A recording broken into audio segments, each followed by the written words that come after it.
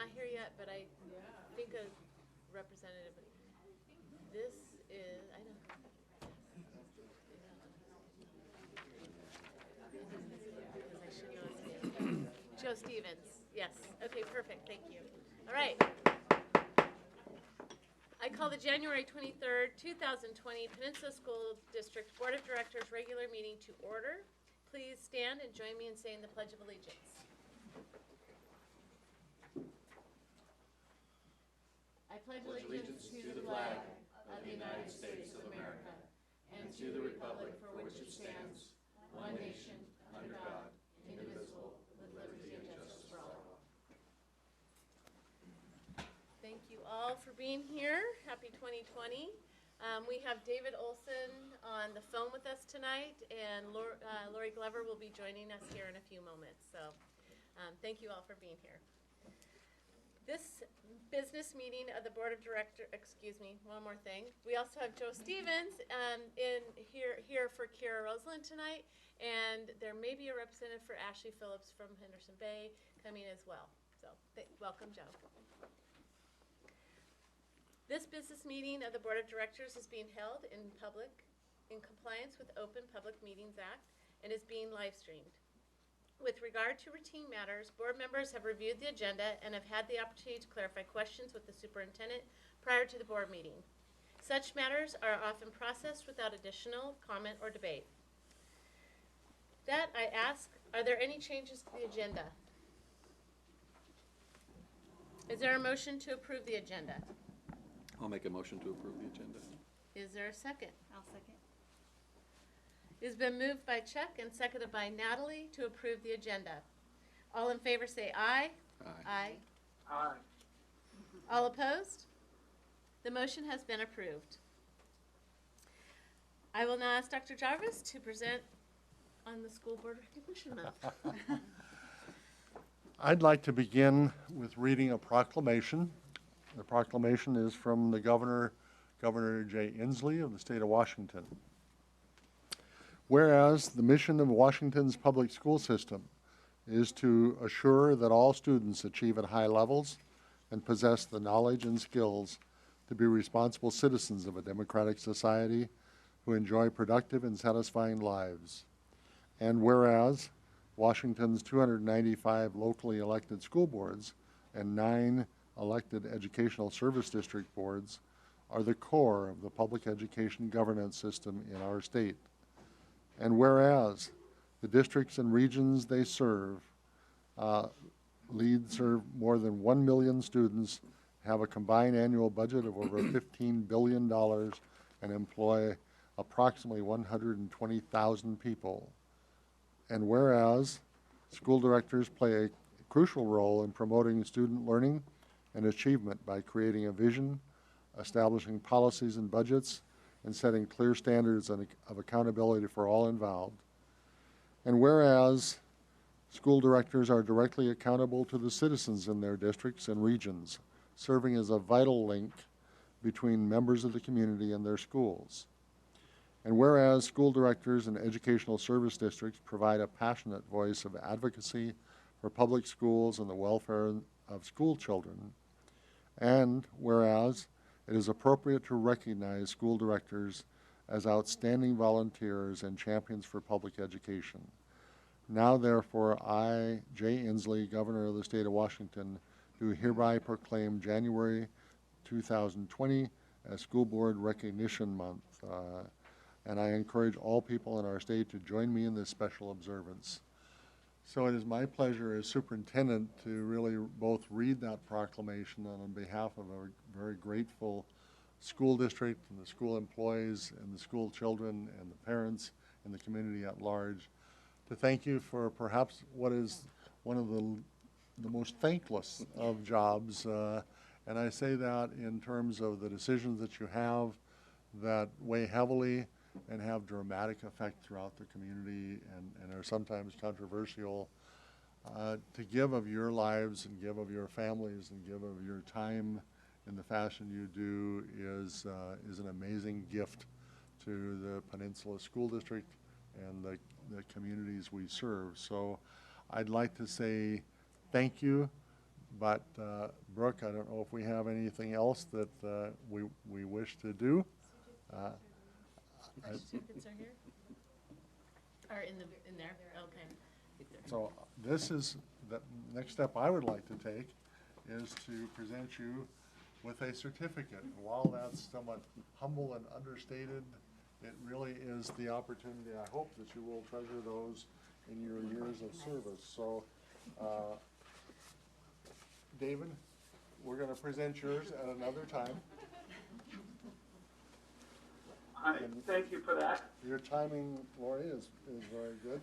Mr. West, would you step forward? And Building the Future of Public Education, School Board Recognition Month, January 2020, to Chuck West, Peninsula School District, in appreciation for your valuable service to the children of Washington State. Thank you. Chuck, I know it has just begun, but thank you. Thank you. I'm honored. Lori Glover, again, in appreciation for your valuable service to the children of Washington State and for the Peninsula School District. Thank you for your service.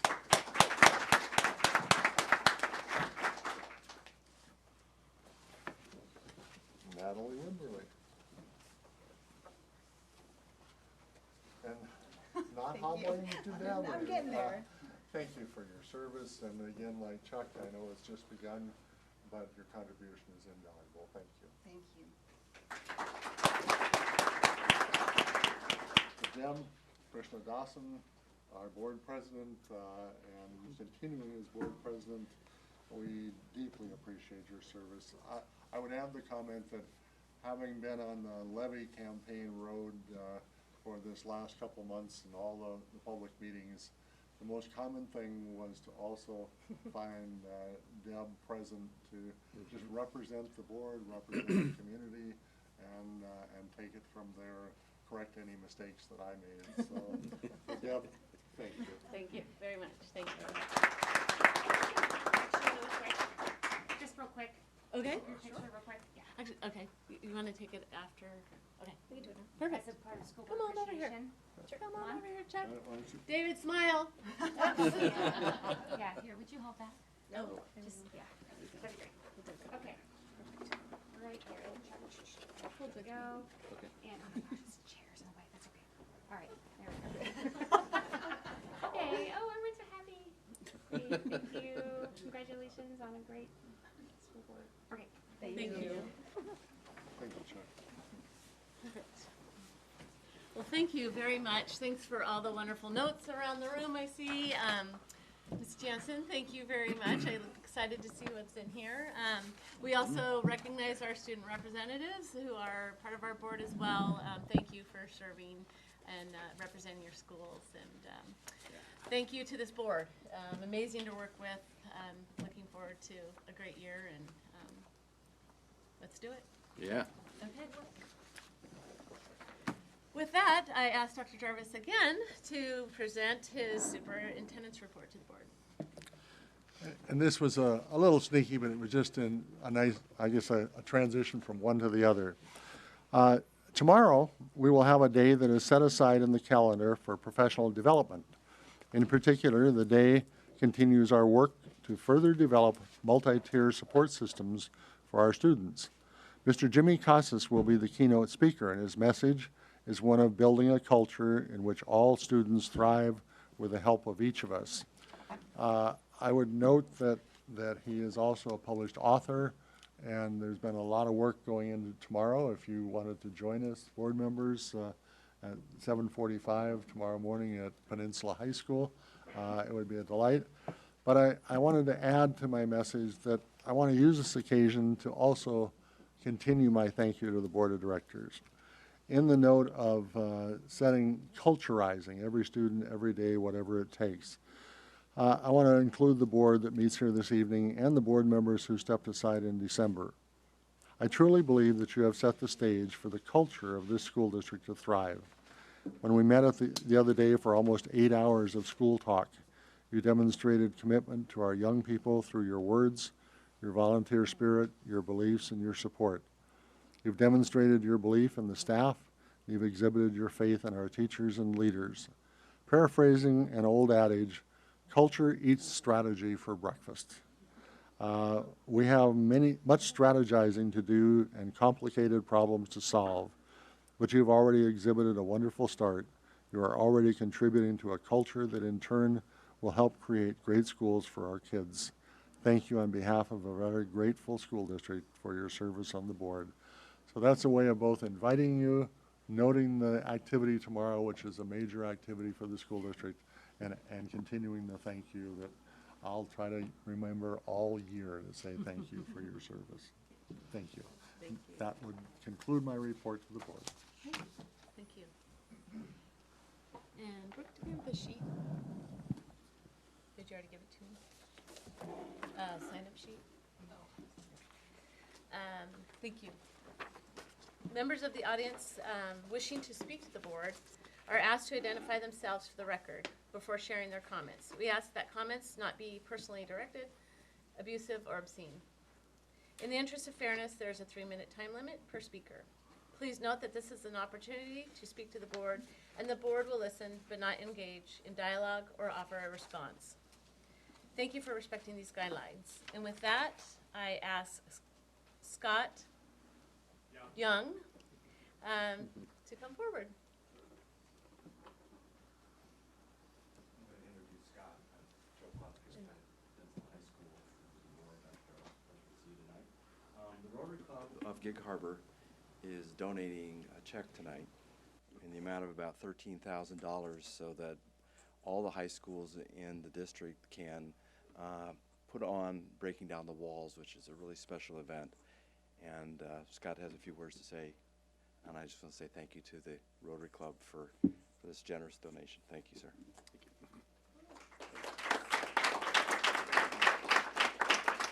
Yes, I'm here representing the Gig Harbor Rotary Club, but we have a foundation. It's the Gig Harbor Rotary Foundation, and we really have to thank this donation to the Natucci family because they're the ones that set aside the money that we've been giving to Peninsula School District for over probably about 16 years, I think now. And it's gone to things such as the simulating welder. Yesterday we've done money that's gone to some of the building of houses and some of the projects for the shops and different things like that, as well as there's about $7,500 sitting in a scholarship that will be given out in the next this next season. So but pretty much what I'd like to do is just make you aware that the foundation is there and we're doing good works. We've got a large donation just this year, that another close to $1 million that will help to grow and add more to our community and help out with different things. So, and that was the Morris Family Foundation, so our fund that came to us. So, anyways, happy to get the money. Thank you very, very much. I'm looking forward to seeing the program that's being put on at our high schools with this donation. And as I mentioned to you earlier, our board will be formally accepting this donation later, but you told me we had 30 minutes. Yeah, check's only good 30 minutes, yeah. Okay. Would you like to get a picture with the board and the check and all of that? Sure, if you'd like. Okay. I'd invite the board just to come stand up here, please. Do you want just back here, or do you want us to go in front? Whatever Let's go in front. the camera person can do. Again, David, smile. I'm missing all the photo ops. That's your favorite. Here, Chuck, I'm gonna take your short. Make sure it's upside down. Are we in? Everybody's get really close and squeeze. I need Joe to go way in there. I know, it's uncomfortable. I'm sorry, but okay, here we go. There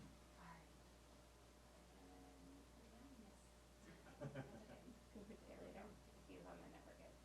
Awesome. Thank you very much. The Rotary's done. Oh, wow. Can I catch it? Yeah. Always want to walk into the bank. Yeah, right. That's right.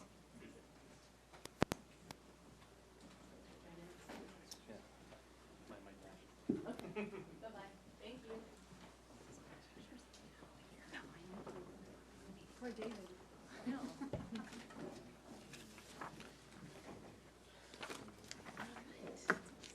And with that, there's no other names listed. Is there anyone else that would like to speak to the board tonight? Any comments? Okay. We now move forward to district reports. I will ask Jeff Green and team to come up and present the capital projects management update. We skip Andy's- students. Pardon? We did. So, I got two, I skipped this. Let's just, they can sit and wait Okay. for a while they have the students Jeff report. and Calvin and Patrick, I'm gonna have you just sit here for a few minutes. I skipped part of the agenda, so we're gonna go back and have our student representatives. You guys appreciate me, right? Student appreciation. Okay. I will now ask our student representatives to give their reports to the board. I'll start with Lena. All right, so hey guys, I'm the Peninsula School Board representative. So a few things we have going on is Breaking Down the Walls is approved and paid for thanks to Rotary, as you just saw, and it'll be held on February 3rd and 4th. So this is a great opportunity for us and for everyone of all social groups to come together and just create something beautiful and learn more about each other. And Share the Love Month is coming this February. There is a wrestling fundraiser comedy night tomorrow at 7 in the auditorium. The Unified Basketball is playing their second game this Saturday at Enumclaw High School at noon, if you'd like to join. National Honor Society is having an induction ceremony in the auditorium at 7 on February 11th, and we just wrapped up finals week, so that was awesome. And some cool things about the school is CIP and Key Club teamed up with Bose Elementary, and we brought water and snacks to them. And a little boy, this is so cute, wrote me a little note, and it said, to Lena, it said, "You're funny, you're nice, do you want to be my friend?" And I was like, that's so cute. I was like, of course. Yes, and we have Spring Fling scheduled March 7th, so that'll be super fun. The spring musical is Hunchback of Notre Dame, so that'll be awesome. And then we have Mr. Peninsula March 12th at 7. Oh, and one more thing. We have a radio show at school, and it's called KGHP, and it's 89.9 on Wednesdays from 6:30 to 8:30 a.m. So tune in. Any questions for Lena? What is breaking down the wall? What's gonna happen? Yeah, so it's basically a fun event. It's a 2-day event that shares basically the whole school of all like social groups come together, and they do fun activities and learn more about each other. And they say that if you learn more about each other, then you'll respect them more. So it's just a fun activity to do that and break down the walls. And I believe there's leader students in Yeah, the. it's actually student led. Yeah. Yep. Okay. Yeah. Uh-huh. And then can you also share with us the basketball, I'd love to. Yeah. Yeah. So I'm actually a part of the Unified Basketball team, which is sponsored by the Special Olympics, and they are basically everyone of all disabilities and age are allowed to play, and it's super fun, and we get to meet new people, and we get to play 3 games, and we play this Saturday at Enumclaw, so be there. It's a great opportunity. Yep. It's fun. any other questions? Did you say the date of the musical? Do you Oh, know? yeah. Oh, yeah, it's not scheduled yet, but we just Okay. know what it is. Okay. I'll get back to you on this. Okay, Joe. So, hi, I'm Joe Stevens, and I'm filling in for Kira Rosenlund today. I'm a senior at Gig Harbor High School. So, we've had several accomplishments at Gig Harbor High School, one being finals wrapping up, end of the semester. We're all super happy that that's over. So glad it's done, yeah. So, our school is starting something new. I've heard it on the announcement actually starting today, that we are putting a glass recycling bin in our commons, and that's brand new to our school. I know that's been an issue in the past. I've had several people come up to me and say, "Where do I recycle glass?" I don't know, we don't have one. Well, we do now, and that's pretty cool.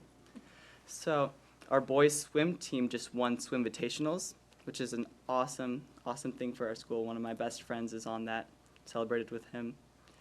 So we also celebrated MLK with our assembly with lots of messages of acceptance, and that was awesome. Fun to be a part of that. Our musical this year is Les Mis, and I'm happy to be a part of it. I'm going to be a part of this production this year. Super excited. It's such a cool musical. And I think that's about it on my list that I have. Any questions for Joe? Oh, thank you.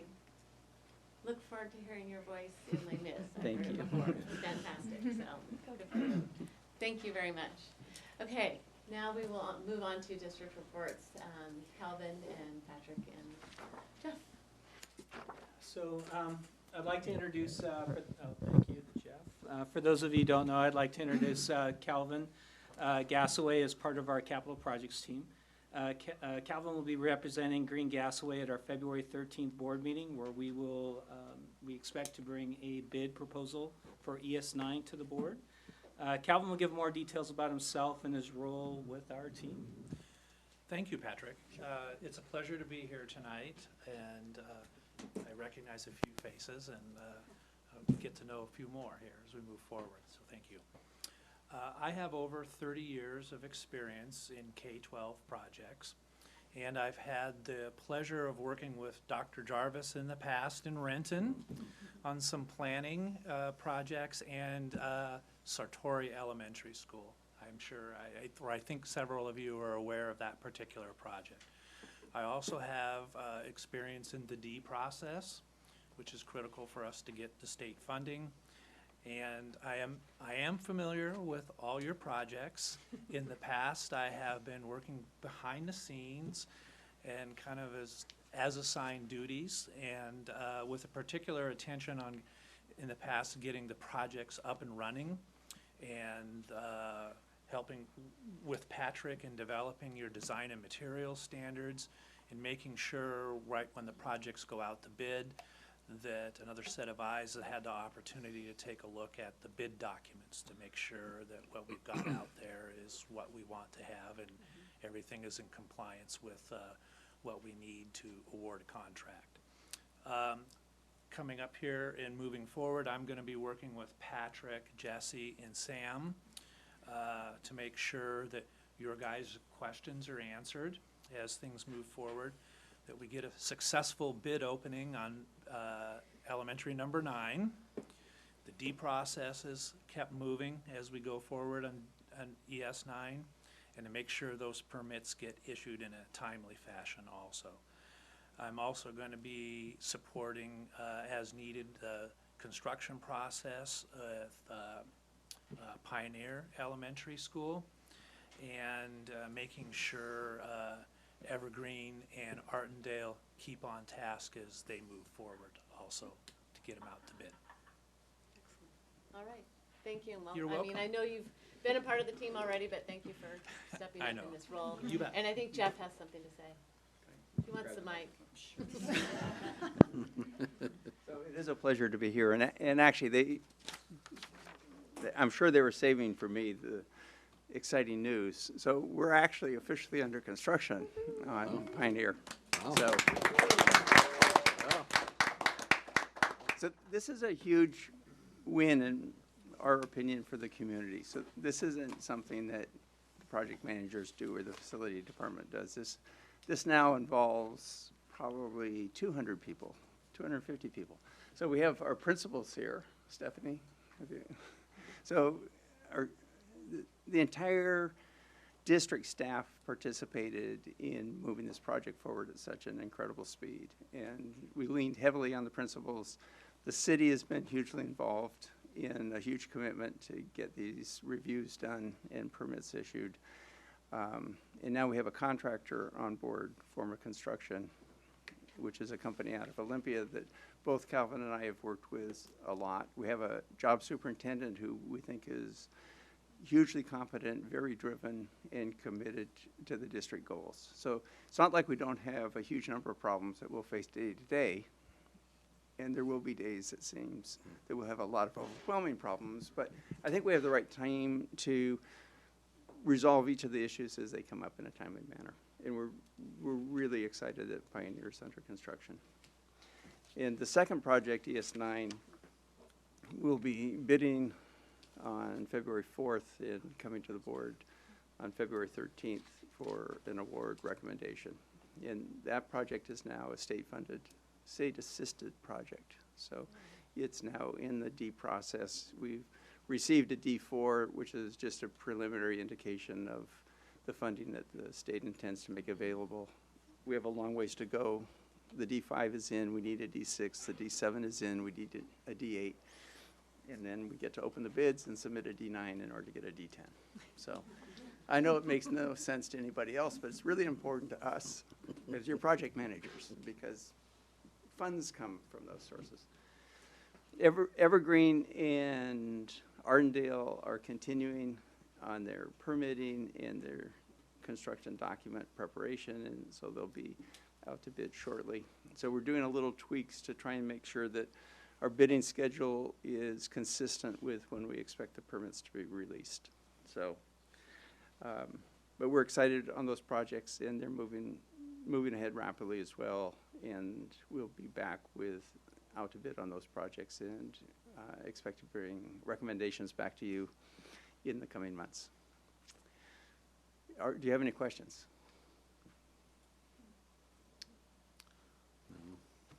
We're excited, so thank you so much. Yeah, Do you have anything to add? so are we. Mine off. No, mine would just be to join with Jeff. It almost passes quietly, but the fact that we are under construction on Pioneer is a fabulous, fabulous step. And I see the smile back there in Principal Strader, but really for the entire community. I would emphasize back to the days when we were trying to tell people what the bond issue was all about. We have a lot of kids coming our way. We had a lot more this fall. We had record-setting the fall before that.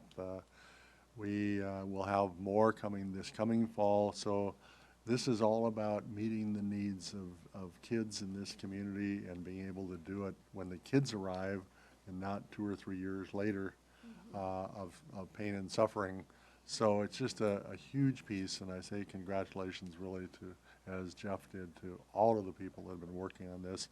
It doesn't mean that we're going to have a tough few months, and doing it at this pace is intense, but it's so necessary to meet the needs and house hundreds of kids this fall properly, that I get to just celebrate. Thank you. Thank you, and I echo that, to think that School 10 was due to be delivered in 2022, and that we are now under construction not even 12 months after we secured the bond, is phenomenal, and I agree. We're going to be addressing overcrowding across our district with opening the school, so thank you for getting it going, and we look forward to going out and breaking the ground with the board, so we'll get that date out there and we'll figure that out for you guys. Thank you. Thank you. Thank you. Thanks, Calvin. I next ask the Assistant Superintendents, John Hellick and Dan Gregory, to join us, and I believe they are calling some folks forward as well. Thank you.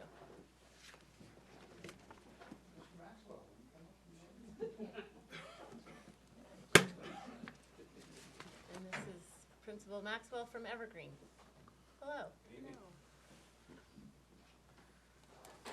So good evening, members of the board, and thank you for this opportunity. And again, I'd just like to echo the appreciation in School Board Appreciation Month for all of the work you do and the dedication that you have to our students and our staff to make things possible, like what I'm going to ask Mr. Maxwell to describe tonight about what's going on at Evergreen Elementary. Earlier this year, when John and I would kind of give you a laundry list of what's going on at the different schools, there were a couple of intriguing things that were occurring at Evergreen Elementary. And I thought instead of skirting over the top of those, I would invite Hugh to speak with you a little bit about some of the exciting things going on there, and have him available for questions from you. So I am not going to speak any longer, other than I'm just going to hand this to Hugh and let him talk about Evergreen. Good evening. It's great to be here. Great to have an opportunity to just share a few things, exciting things that are happening at Evergreen. And I just want to point out, first of all, that some of these would not be happening if we just didn't have, I guess, the permission to innovate and take some risks and try some new things that make a difference for kids. So I just appreciate that so much. I'm going to start from the bottom up on the sheet that I handed you off. We were so fortunate this year to have Amy Barber come back into the district and come to Evergreen as our integration STEM specialist. Amy's just, her background and knowledge base is just amazing. She's done work certainly from the district level, but all the way up to, I think, even the national level. So she's just brought some new ideas, and she has such a spirit of innovation that it's been great. Just one of the things that she's been working on, along with just doing the integration with many of the teachers, is she just saw a real need for like kids to have more purpose at recess and more opportunities at recess. So she approached me and said, hey, what if I reach out and get some grants and things and start an engineering lab? And I, of course, was like, absolutely, how can I help? And she did all the work, so that's even better. But she has now procured enough funding that she has every lunchtime. She spends time, and students from different grade levels can sign up and come in, and we just have this little lab that she works with. She doesn't have a lot of kids in there, but the kids in there are so purposeful, and just the things they're getting to work with are amazing. Just some of the things that she purchased: magnetic marble tunnels, gravity maze, Lego steam challenges, gadgets, chain reactions, build your own video game, build your own computer, Bentley, the robot and accessories, some snap circuits, whirligig building blocks, STEM building blocks, magnetic tiles, creative flakes, just this variety of things. So kids have so much choice in what they want to do.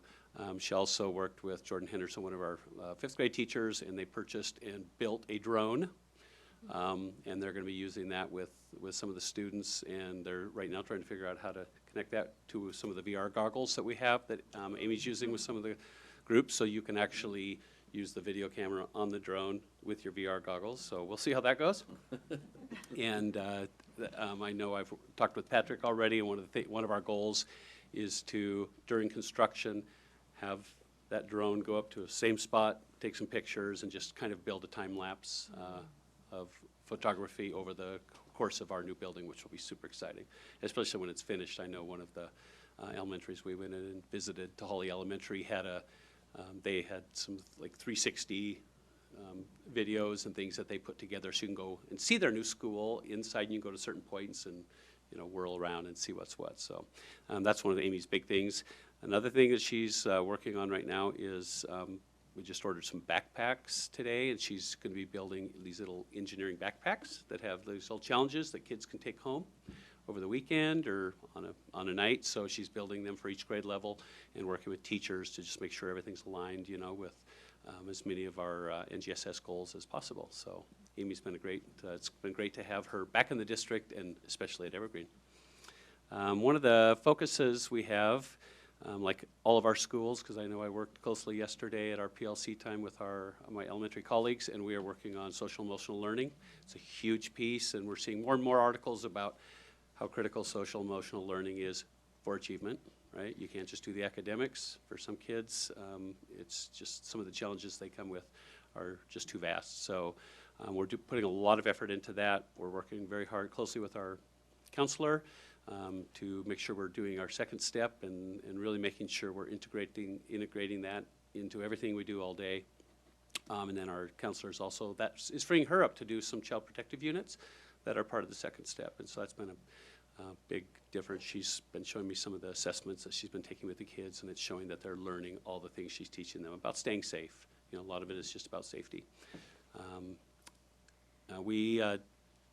David and Chrissy Rivera Brooks and I, David Brooks and I wrote an SEL grant a few months back, and we're starting to implement that. We have about 30 teachers, certificated staff in the district who are involved in that, and 8 of those are from Evergreen.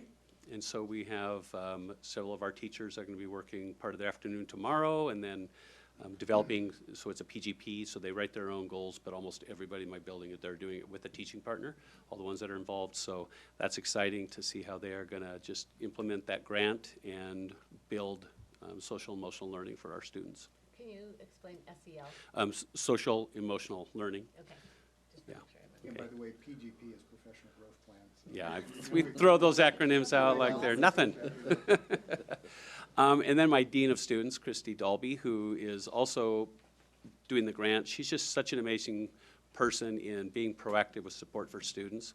So when we have every Wednesday, we have a 1 grade level that's in data day, so we have subs, and the teachers come and work closely with me and with our lab person.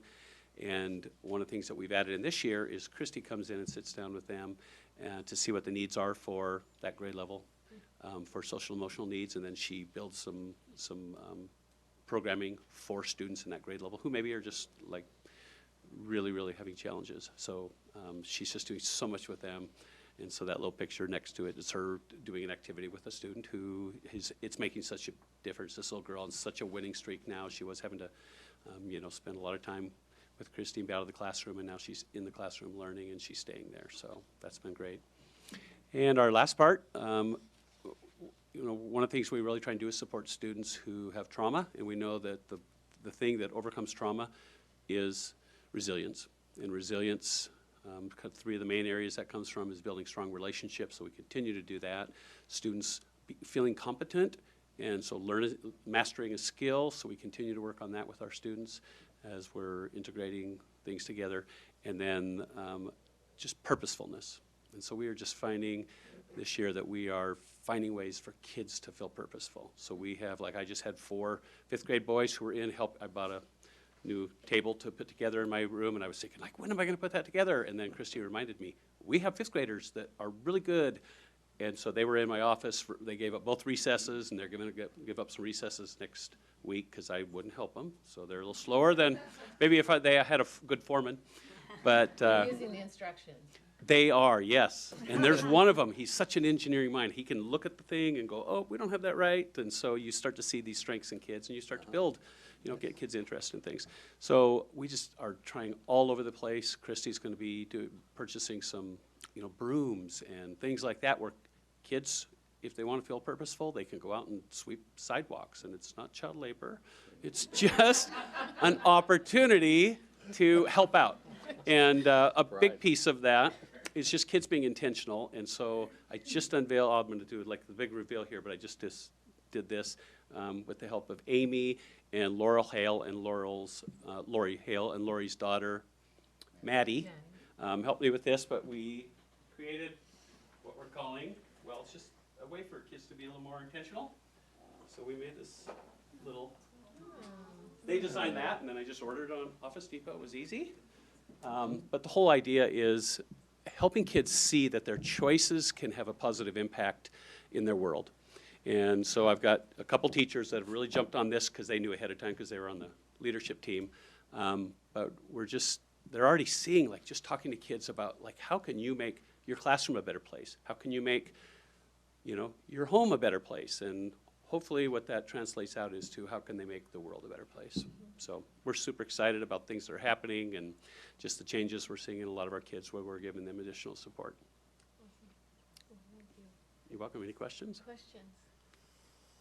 Just a quick comment that something else I got to see last fall when I had the opportunity to tour Evergreen. I went to the front to check in, and they had baby goats up there. And they had a little kiddo who was having a hard Sarah, day. I don't know anything about that. Baby goats? Was it for yoga? It was not goat yoga, but that might be nice. But it's just another way of involving the community to support the kids, and it was just really a really tender moment. So, yeah, thanks for everything you're doing out there. Well, thank you. It's very obvious that you love that place.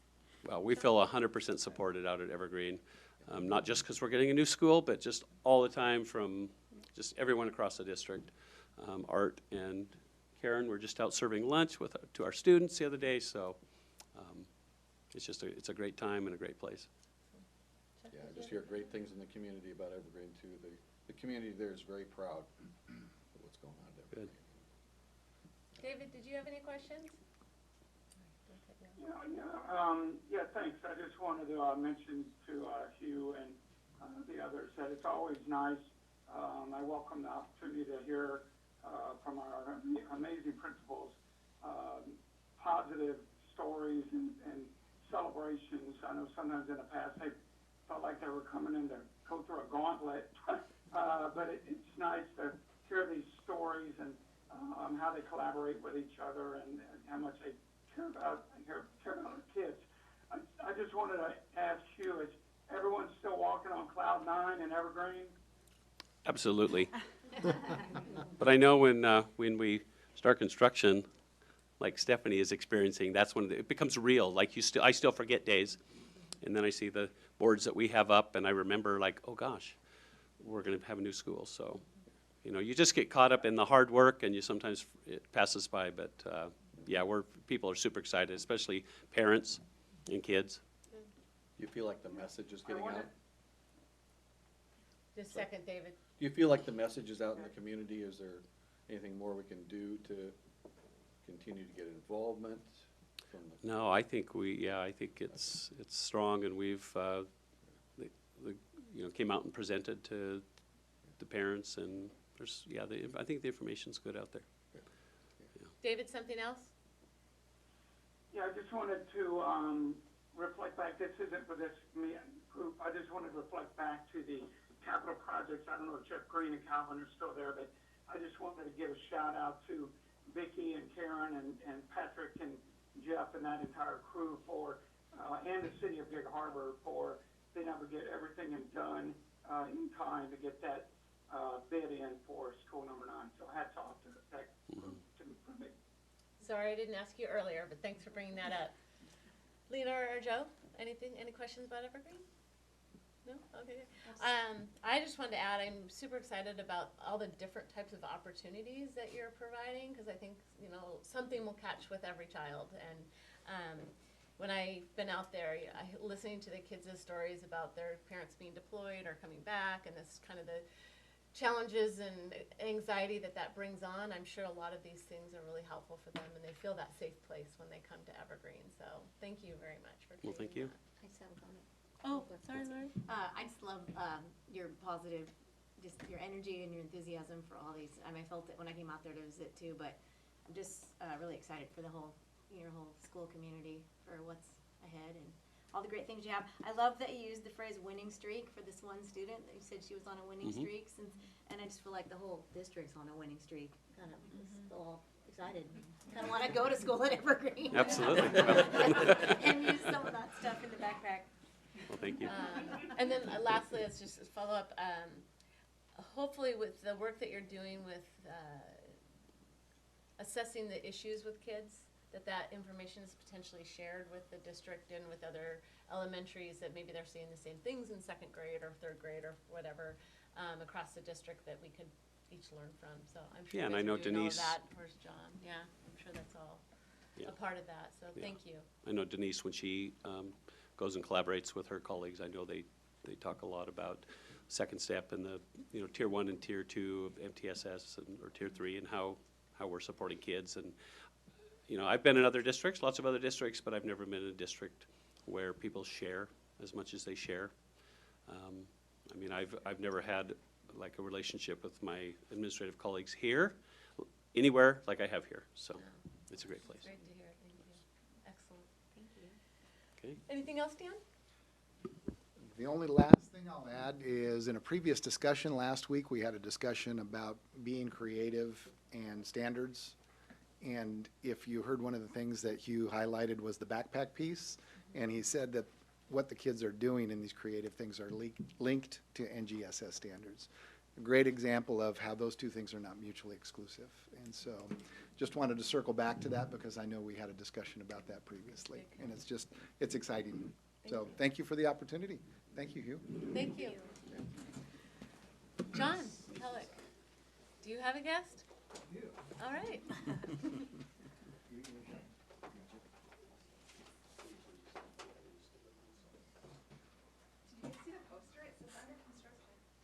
Oh, I didn't see that. It's exciting. I know. Two guests.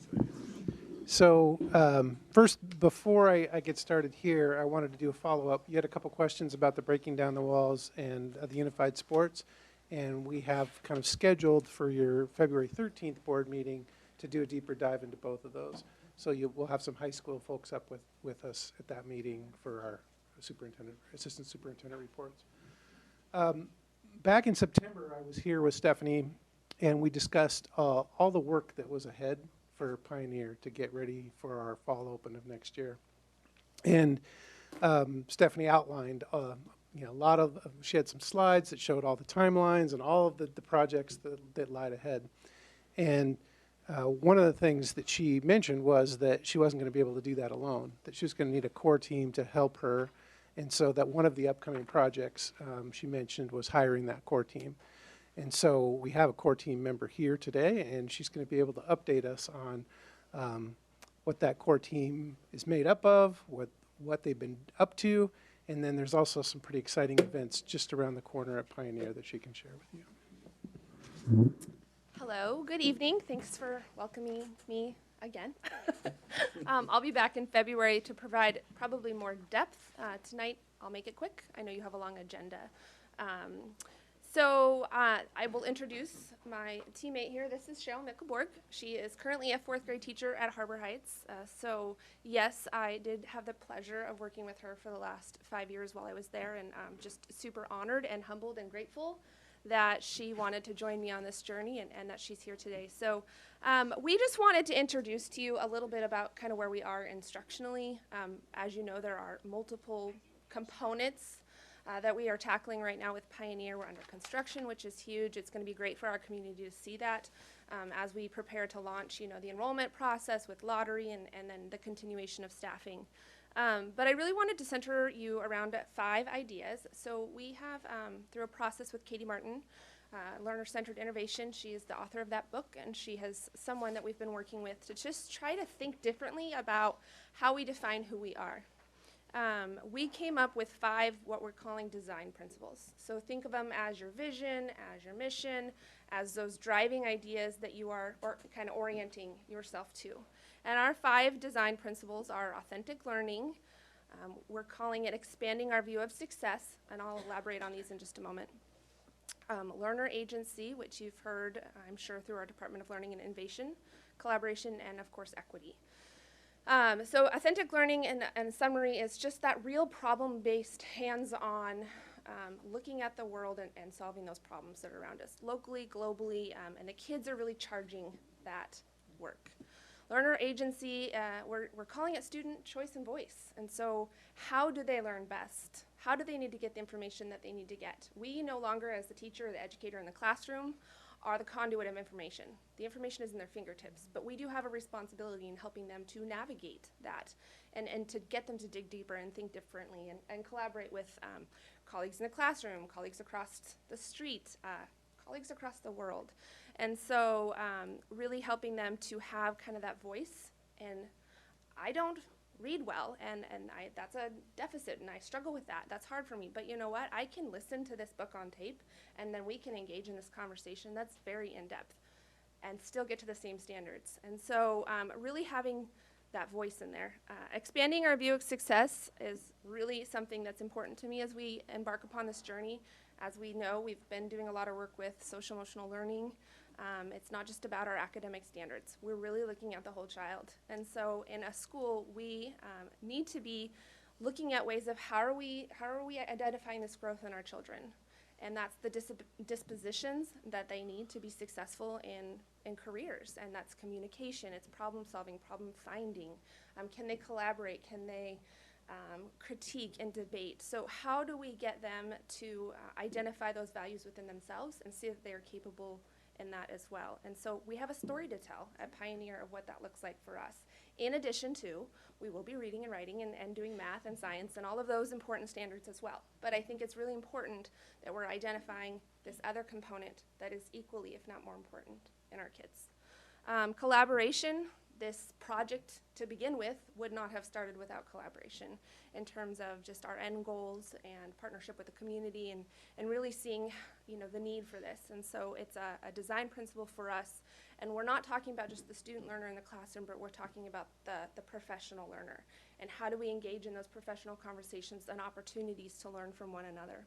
And then finally, the lens of equity is it's so important in seeing our children as individuals and every single person who walks through our door, getting to know them, their unique traits, qualities, and celebrating those unique qualities and traits and bringing that into the classroom so they can be who they are. So it's still a work in progress. We're still working on, defining that, but as we're making very tough decisions, as we are looking at what we're hoping to accomplish, those are the 5 big lenses at which we're making those decisions through. Next week, we do have we're calling it a STEAM open house. It's a little redundant that it's an open house because we're not actually in our house yet. However, we are opening up kind of who we are instructionally at Pioneer, and so I think it's a fitting name for the community and guests and staff and people who are interested to learn a little bit about who we are. So I'm going to have Cheryl share a little bit about that with you. Hi, thank you for having me here tonight. I also want to say just how privileged I feel to have this opportunity at this point in my career. It's just, I feel tickled at how much I'm going to learn, and I think the whole core team feels like we're out of our comfort zone, but it feels good to be there, and we feel very supported by Stephanie and by John and by you. So thank you. So we are having this event on Wednesday, and I think it's going to be the first taste of what it could be like to learn at Pioneer, especially when it comes to that idea of choice and voice. Project-based learning is around taking a problem and how to solve it, and so we've come up with 2 driving questions for our potential students to come and investigate that night. The 2 questions are, why is water important to our earth, and how can we build our community to have healthy waterways? And so there'll be 2 sections to the evening. One of them is gathering and learning information, and then the second part of it is taking what they've learned, and they get lots of choice and lots of media in how to take in that information, and then they'll choose how they want to show what they've learned. So on the information gathering part, we've invited Harbor Wild Watch, the wastewater management, Pierce County. Is there anybody else? Harbor History Museum. Yeah, so lots of community members and looking at real situations, authentic learning. There will be videos they'll use hashtags to get the videos on their parents' phone or whatever materials they have there. There will be demonstrations, just whatever are the best ways for kids to soak up as much information as they can. Then they take it upstairs where we will have lots of stations waiting for them where they will have decisions to make and how they want to show what they've mastered in this. We have one of our core team members is going to be having, I think he's going to have a green screen to shoot videos, so kids will shoot videos of what they've learned. Another one is to record podcasts. Another one is to, she's taken lots of photographs from around town of where water is flowing, wastewater is running, well, surface water, storm water, and then have the kids overlay it and do art with artistic media to improve it and make it work better for the community. And mine is they'll be taking what they've learned and building a model of a rain garden that helps with water runoff, and lots of other Lego stations, tinkering stations going on in between there.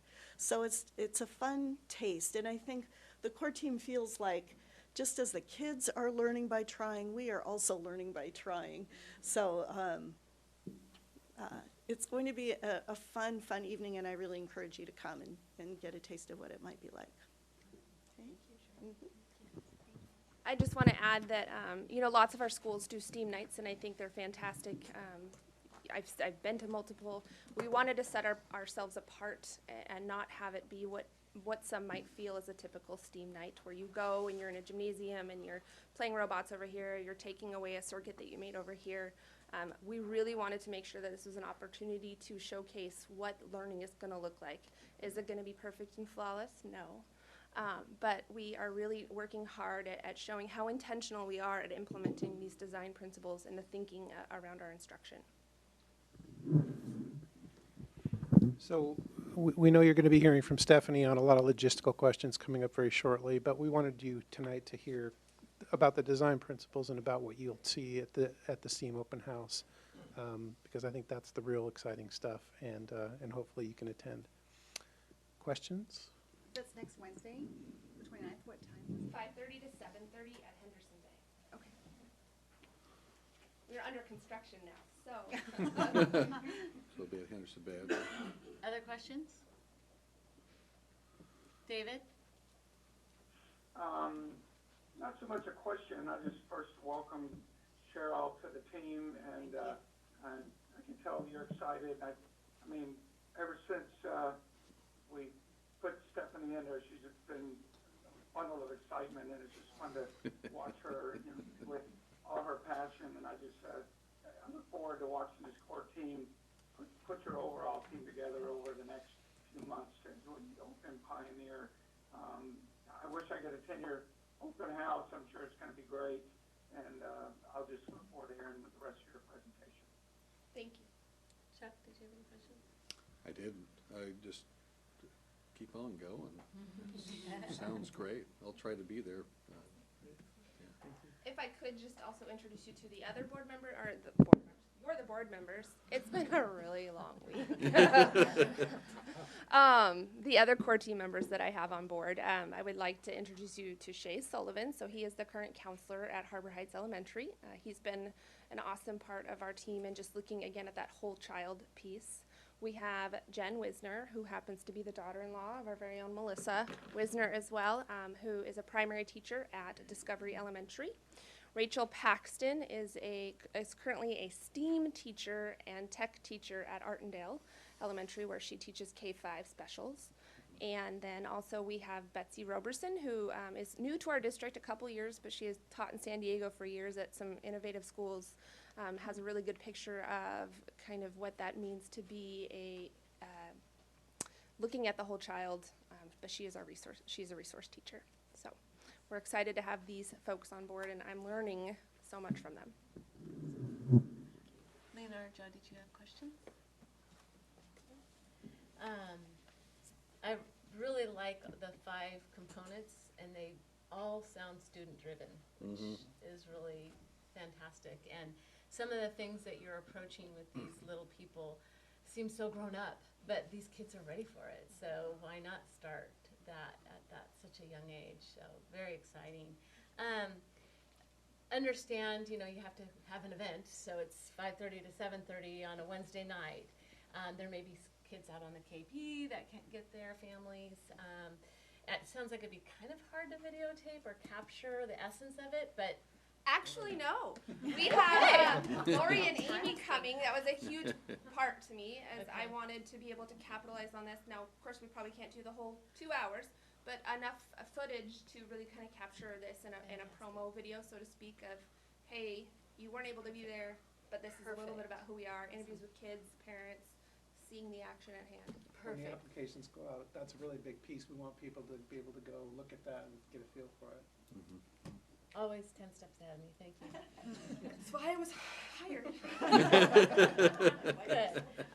And then, Stephanie, with your core team, how do they, as we teacher placement, all that, are they going to stick around with the school? Yes.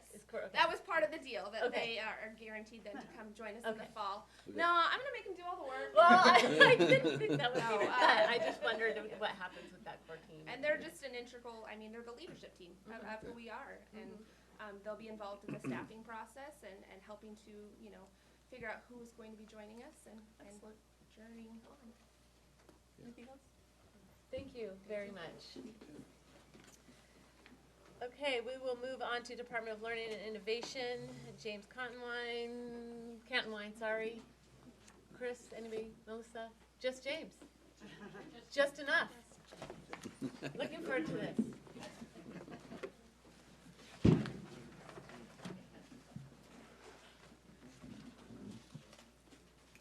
All right, good evening. James Cantwine, Director of Research and Assessment, and always really excited to talk to groups about something besides state testing.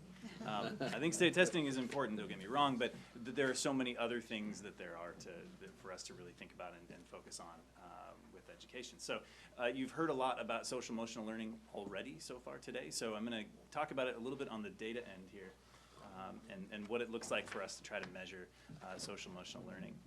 So we have historically had quite a few indirect measures of social emotional learning. Chronic absenteeism is a big one. It's kind of a quiet cry for help in a lot of cases. Another one would just be office referrals and sort of behavior management issues. But really one of the things that's missing from that is the idea of student voice. And so what are students able to say in terms of their social emotional learning? This year we rolled out some new surveys through a company called Panorama. And those are for grades 3 through 12.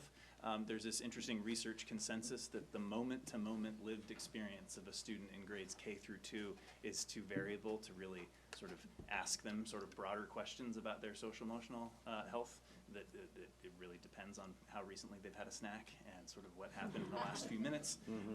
I think whether I've had a snack or not matters to me too, but it matters more with younger students. And so we really ask students about some of their social emotional learning competencies. So we'll get into what some of those ideas are, but those really connect to our state standards for social emotional learning. And then we also ask them some questions about the supports and environments that they receive. So what is the school climate like? What are their relationships with teachers like? We do have another SEL measure, which is the WalkKids assessment that is really a kindergarten readiness piece that includes a social emotional learning component. And I won't dwell on that too much because Lisa is going to be presenting to you about that in February. But that's another great source of data about our incoming kinder students and sort of where they're at with respect to their social skills. So we really measured with the survey a set of recommended topics. So around those SEL competencies, self-management, social awareness, self-efficacy, grit, and growth mindset.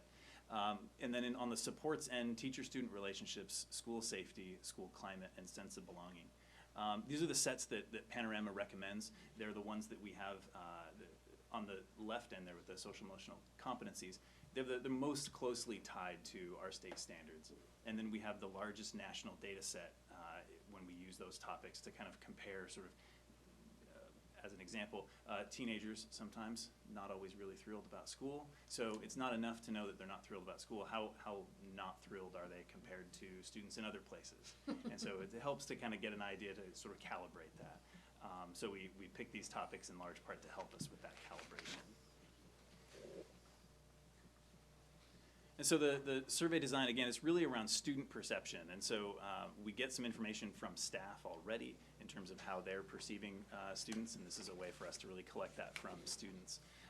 The items are generally, the questions themselves generally have 5 items for students to choose from. On occasion, there's 7. And it's an interesting piece about study design. So normally we often give surveys and we only give an even number of choices to kind of force someone to not be on the fence. And with social emotional learning, we want to give folks a chance to be on the fence if they don't necessarily feel strongly one way or the other, because it makes us much more certain that a student who gives a positive response really does have a positive perception in that area. And a student who's reporting sort of a negative response really does mean that. When we give an even number of items, we're much less certain about those kind of middle.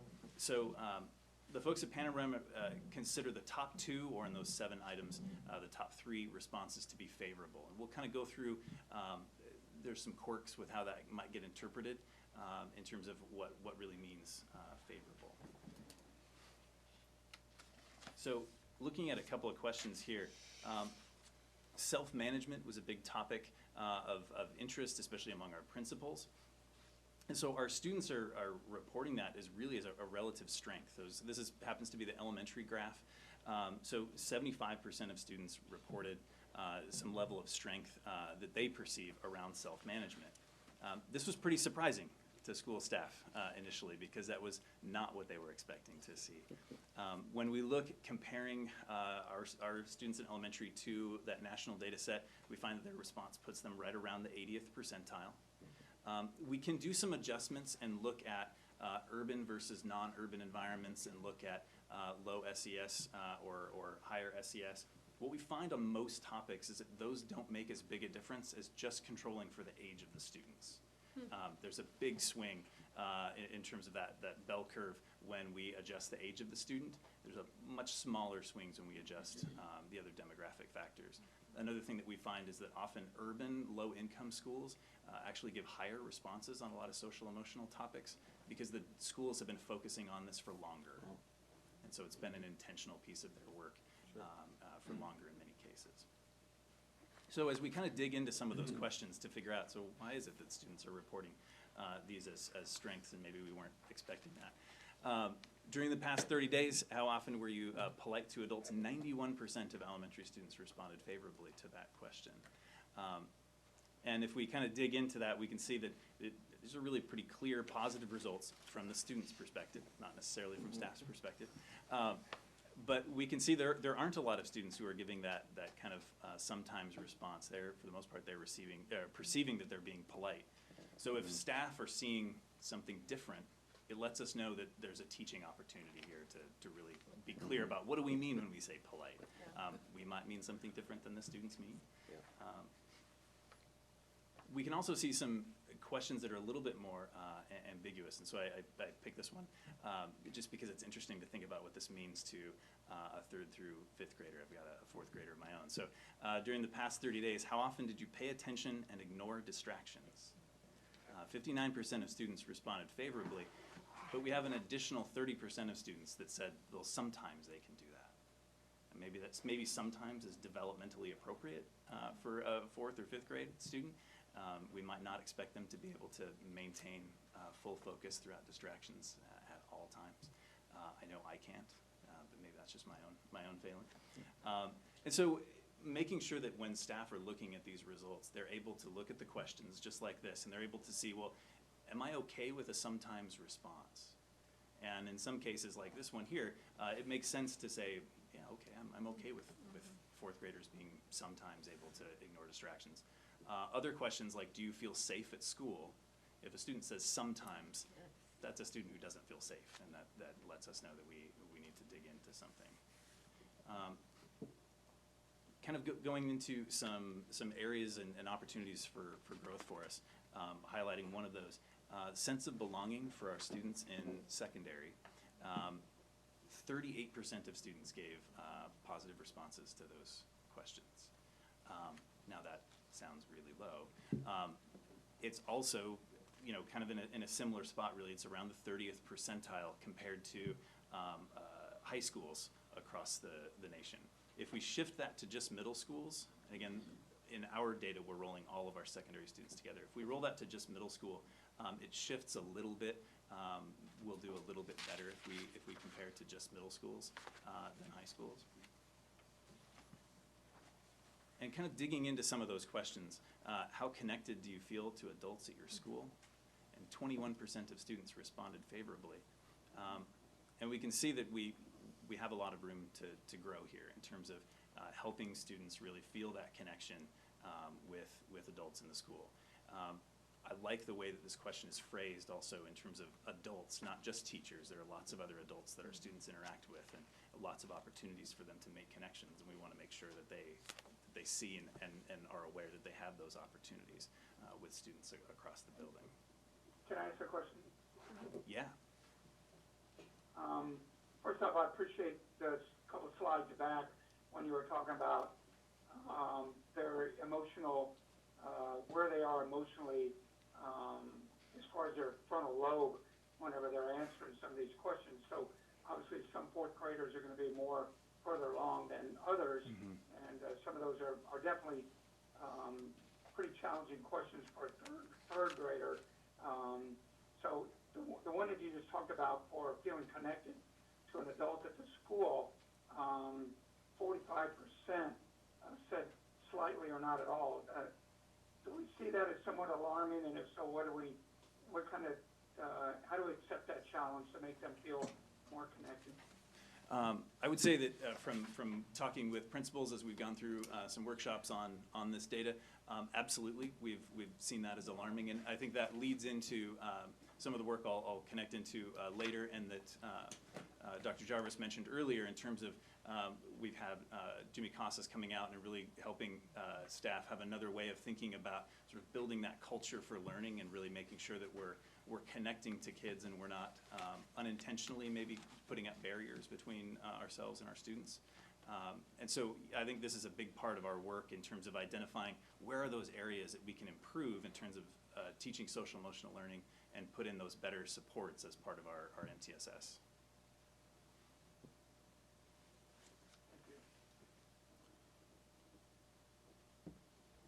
So one thing that's interesting about virtually any question that we ask secondary students, we get this interesting U-shaped distribution as students age. 9th grade, it tends to be the lowest responses that we see. On a few questions, we'll see that kind of low point be 10th grade. And then there's generally a jump in 11th and 12th grade. As perhaps students see the light at the end of the tunnel for graduation, maybe they've sort of been at the school longer, they've settled in more. But we do see that pretty steady decline through middle school and going into ninth grade on virtually every question. And we see that in the national data sets as well. Why do you think that's flipped from middle school to high school? So it's interesting. One of the things I think about is that we put a lot of effort into acclimating our sixth grade students to middle school right away. And it's was just at one of the middle schools this morning, and one of the teachers pointed out that it's a different work to maintain a relationship than it is to build one. And perhaps sort of by focusing so much intentionality on building those relationships initially with the sixth graders, perhaps we've unintentionally lost some sight of maintaining those relationships. Another thing is just in terms of age of student, from having taught eighth graders are fascinating creatures. And there are some definite differences as students go. I also think too that we're likely to see some differences when we ask these questions again later in the school year. I think that we're likely to see eighth graders have a different perspective on sort of what their middle school experience has been when they reflect back on it, than what they gave sort of earlier in the year. This was given in early October.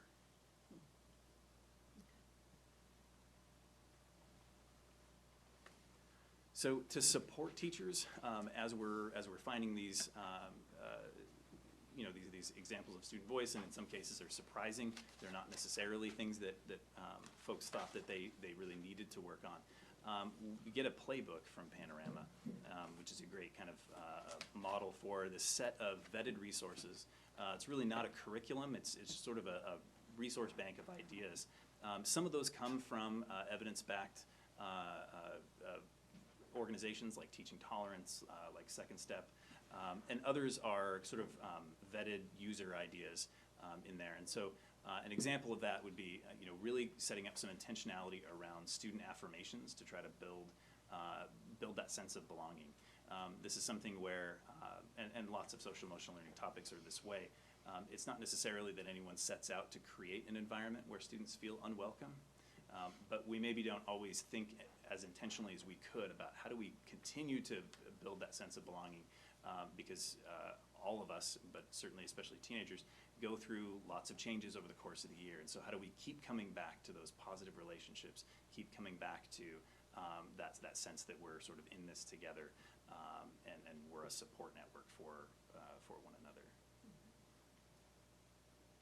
So kind of getting into some of those, that ongoing work, again, this is really motivating for why we're working on those multi-tiered supports for behavior and social emotional learning. We really have, now that we've asked our students, we can tell that they're telling us that that's something that they need some of these supports around the belonging. We've had some workshops already with principals and with counselors around analyzing results and how to plan actions based on those. We'll continue to have some of those workshops, especially around kind of the idea of staying low on the ladder of inference and really thinking about what is it that folks could be saying instead of necessarily sort of reacting really quickly. It's very emotional to look at this kind of work. If you're working in a school, it's really provokes strong reactions from staff when they see what students are saying, because it's something that we really care about. So the focus with principals is really on sort of how do we use this from a school improvement lens. With counselors, it was a lot more about how do we look at examples of things that certain groups of students are saying. Do we notice a particular issue with fourth grade? We can also break apart this data demographically and look at where do we see trends.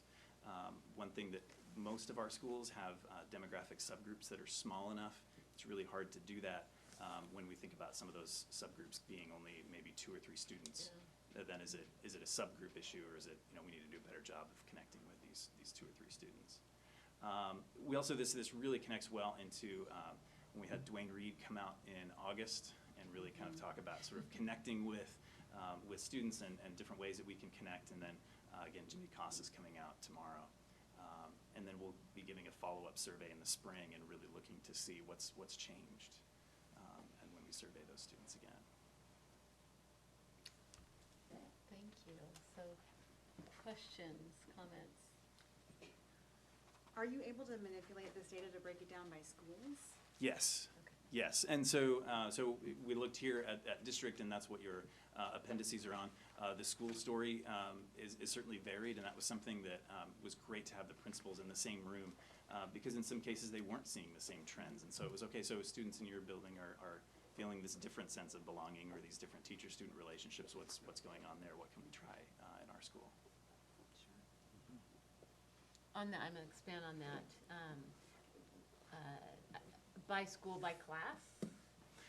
Depends on the question, but yes. Okay, and then just looking at gender, looking at ethnicity, so I know your data. Yeah, so guru, we can look at a lot of that, and one thing that we've talked with some folks around the district about already is that some of our subgroups are so large that we end up with this kind of, so our students who aren't low income, our students who are white, our students who are not English language learners, there's so many of them compared to the other subgroups that their group performance is average, because they're just so much of the data set. But then it really lets us kind of look at what's going on with those other groups. I'll give an example. Our EL students are much more likely to say that they to perceive a growth mindset, and perceive that if they work harder, they will learn more, they will get better at things. They're much less likely to say that they feel capable of doing the things they're being asked to do in class. And so we see a very different self-efficacy response for them, despite seeing the growth mindset piece much higher from that group. Before we go into any other questions, I'd love to hear from the students in terms of what you just saw up there, and your thoughts on all of this. Well, I did take this test. I did, and it's actually shocking to see the results. A few of them about how, I don't know, how it was curved and it was distributed differently. But yeah, it was interesting. I think an update would be cool at the end of the spring. I would want to take it again and maybe see how I did. Because now I'm curious. Yeah. Yeah, I also remember taking this test and also seeing that U shape. It was kind of surprising. My little brother is in 9th grade, so just looking at that, how do we as a community make him feel more accepted at high school? And how do we look at maybe changing our perceptions of how we treat that for 6th graders to 12th graders? Because that's 6 years and 2 very different communities, because I see they're connected there in that data. And yeah, just wondering how that can be applied to students like my little brother or me, I'm a senior at the same school. Yeah, and one thing that I've seen in sort of past roles, this is a great opportunity for a great data set for high school students to really kind of dig into and look at, what is it that students can do to also make sure that there's that sense of belonging. Absolutely, adults can and should be doing more to try to build that positive climate, but especially at high school, there's so much opportunity for students to really build that climate and think about who is it that we're not reaching out to, like with the breakdown the walls events and things like that. Excellent, thank you. Chuck or Lauren, anything? David? I got something. Yeah, I think it's important that, we listen to the students, but I also think it's important that we don't let them run the show. There is a requirement for them to have discipline and show respect for each other and for their teachers, and to want to be there to learn. I just don't want us to lose sight of the fact that, they need to follow the rules, and that, in today's climate, everything's got to be so PC and you can't say anything wrong. I want to make sure that they're aware of that. Looking at some of these questions, some of the questions are a little bit ambiguous or vague, and I read a couple of them like, would I answer that yes or no in order to feel like I answered it correctly? And I just wonder if maybe somebody answered no when they meant to answer yes. Having physical violence, there was, for them to say people actually get in physical fights, that happens, some of them feel that happens quite often. I thought that was sort of surprising that they're actually in physical fights when I don't know if that's actually true. I just wondered if some of them maybe don't quite understand the question thoroughly before they answered it. So I don't know. I'm looking at the like the first page when they say school climate, 45%. School safety is good, they feel safe, but then sense of belonging, and some of them say their teachers never act like they care about them, and I just wonder, maybe do they really understand the question thoroughly that they're asking at that level? So I don't know if that made any sense, but it made perfect sense in my mind. There's not a question there, just. I think that's absolutely. No, I just wanted to know is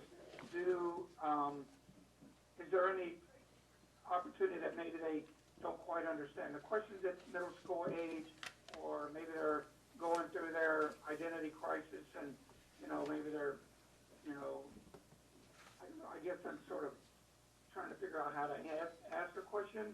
It's just some of the questions look vague, and I just wonder if maybe they didn't know how to answer the question, and they just got it backwards or something. This is the first time we've had this test, or this assessment in our district, so. Yes, and Good point. so that's certainly a possibility. It's something we hear a lot from the third grade teachers, and especially because there's language. The surveys are slightly different between elementary and secondary. Frankly, they're probably not different enough in terms of reading level. And so one thing that we've, in working with the folks from Panorama, one thing that we've started looking at is the idea of third grade classes really going through this a question at a time, and students are sort of answering privately, but there's actually an opportunity for a discussion about what does this question mean, what do these words mean. We do have some teaching resources available for staff as well around what do some of those terms and concepts mean to either use to help answer questions or to kind of be proactive and share something before the survey takes place. I don't have a question. question. It did. I'm sorry, Deb.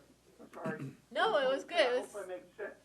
I know in my job, and a lot of people, in their jobs, depending on what it is, have to take emotional intelligence tests and different kind of tests on your psychological, do you fit in for that kind of a company and so forth.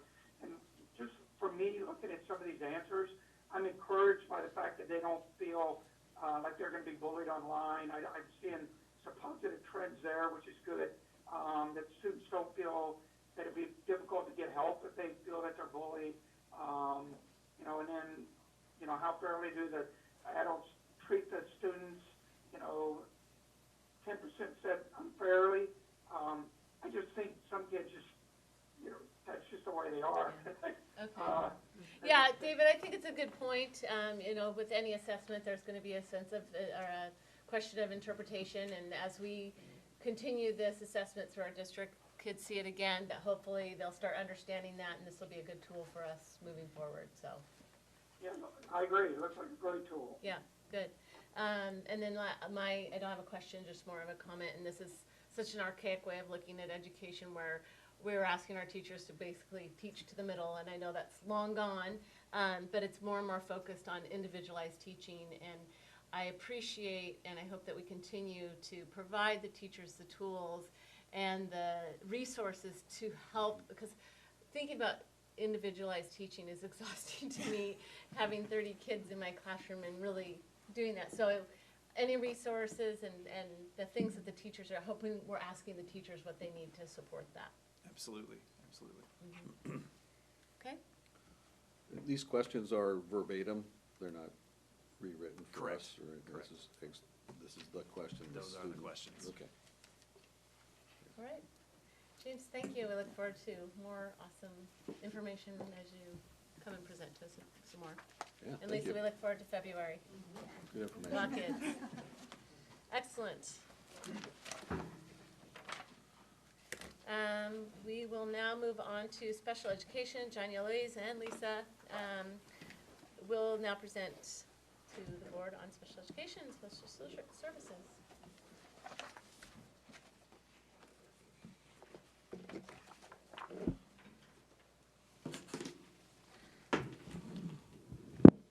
Good evening. I'd just like to say thank you to the board and Dr. Jarvis and our student reps for giving us the chance to present this evening and talk a little bit about student services and special education. And I'll just say I'm super impressed that you guys are here at the end of finals week on a Thursday evening. And I have a high school daughter, and I'm just impressed by you both. So let me just say that for being here. We're going to talk a little bit about student services. Like I said, I'm going to give a brief overview. Then we're going to get into special education, but there'll be a presentation basically over the next several months from several of our programs. Like James said, Lisa Ray will be presenting next month. We'll have Joy come up and talk about Highly Capable. So we'll kind of go through all of our programs over the next few months, and then hopefully you're noticing that each of James, Chris, and Melissa, myself, will kind of touch on MTSS a little bit and the work that we're doing, but we'll have a comprehensive report in May about our work to date around MTSS and our future 2 to 3 year plan in respect to MTSS. So let's jump in. And our Student Services Department covers a lot of different programs, special education, EL, Title Lab services, McKinney-Bento services. We work with our school nurses and health services and counseling services, and like I mentioned before, Highly Capable and a bunch of other smaller categorical programs. So under that big umbrella of student services, we have many programs that we work with, and those are just kind of listed out here in terms of the larger ones that we help support. And these programs provide pretty comprehensive services for our students, preschool all the way through our CTP program, our 18 to 21-year-old population in the district. So we have many just amazing staff, counselors, nurses, special ed teachers, lab teachers, John, EL I'm going to teachers. interrupt you a second. Would you pull the microphone closer to you? Yes, a absolutely. soft voice. Okay. And Is that it better? actually will amplify Okay. it when you get it closer. Yes, sorry about that. So a variety of different programs that meet the needs of a variety of different student groups in our school district. And I was just saying some amazing staff in each of those programs that provide services and supports to our students. Some of the big initiatives that we're working on that involve, if we go back to this slide, this MTSS really involves all of those programs. Everyone's contributing to the MTSS initiative one way or the other, and again, hopefully you're noticing a pattern of when James speaks about MTSS and Chris and Melissa and the DLI department speak about MTSS. It's kind of a huge initiative, and we got together last year when we decided this would be a district focus, and we formed a district leadership team, a district MTSS team, knowing that this would be a real collaborative effort in order to be effective, and we're working closely together on this initiative. And as you've heard before, I don't want to be repetitive, but our focus this year is really on the social emotional learning and behavior. We're also, another initiative that we're working on is the Inclusionary Practices Initiative. We just had our first training last week on that, and we'll be talking more about that over the course of the year also. We were awarded a grant from WASA, and the focus of the inclusionary practices is really, again, on many of the things that we've discussed already tonight in terms of creating ways that are innovative and creative to ensure that students are accessing standards in a variety of different ways. Our students come to us with a variety of variability, and Deb, like you were saying, it's, to individualize teaching for every student is kind of a huge thing. So this professional development that we'll be engaging in is really about how do we support our teachers in ensuring that they have strategies and tools to provide those opportunities for kids to access standards in a variety of different ways, then demonstrate their learning of standards in a variety of different ways too. So that's an exciting project that we're involved with, and we'll be working on throughout the year and next year also. Just going back to our MTSS initiative real quick, the design of that is that we've created a building MTSS team. So every building, elementary through high school, has an MTSS team. And we're pulling that team from the building a number of times over the course of the school year. We're doing training with that building team. And to answer your question earlier, there are plenty of opportunities for buildings to share the great work that they're doing. They go back to the building, they get input from staff, they're developing their systems around social emotional learning, they're getting input from students also, and really working on developing that building culture and those relationships and those tier 1 strategies to ensure all kids are feeling safe and connected and part of the school environment. And hopefully you'll hear a lot more examples as schools come up. I think Heidi was up last month and talked about Kopachuk and some of the work they're doing, and Hugh talked today about Evergreen and some of the work they're doing. As part of this process, we get out to buildings quite a bit and get to do site visits, and that's just, you know, a great experience. We've been out at most of our buildings by now, I think, just to check in and hear the great work that they're doing. Just talking about some of the data that James shared, we were out at Harbor Ridge Middle School this morning and met with their MTSS team, and they shared some of the things that they're doing just to really build that culture and help kids feel more connected to school. And I just brought an example here. They've created a postcard here that they're sending out. By the end of the year, every student will receive a postcard from a staff member that just provides a positive affirmation about what they value and you know, some positive attributes about that student. And this will actually be sent through mail with an actual stamp on it, and kids will receive this and families will receive this in their mailbox. So they're being real intentional about looking for things to provide those positive affirmations and build relationships and connections with students, and being very thoughtful about how they do that. And so there's some great work going on there, and we'll, like I said, we'll talk much more about that in May. So now we're going to transition into special education. Special education is one of our largest programs under Student Services, and Lisa Roadside, our Director of Special Education, is going to share a little bit about our work this year in special education.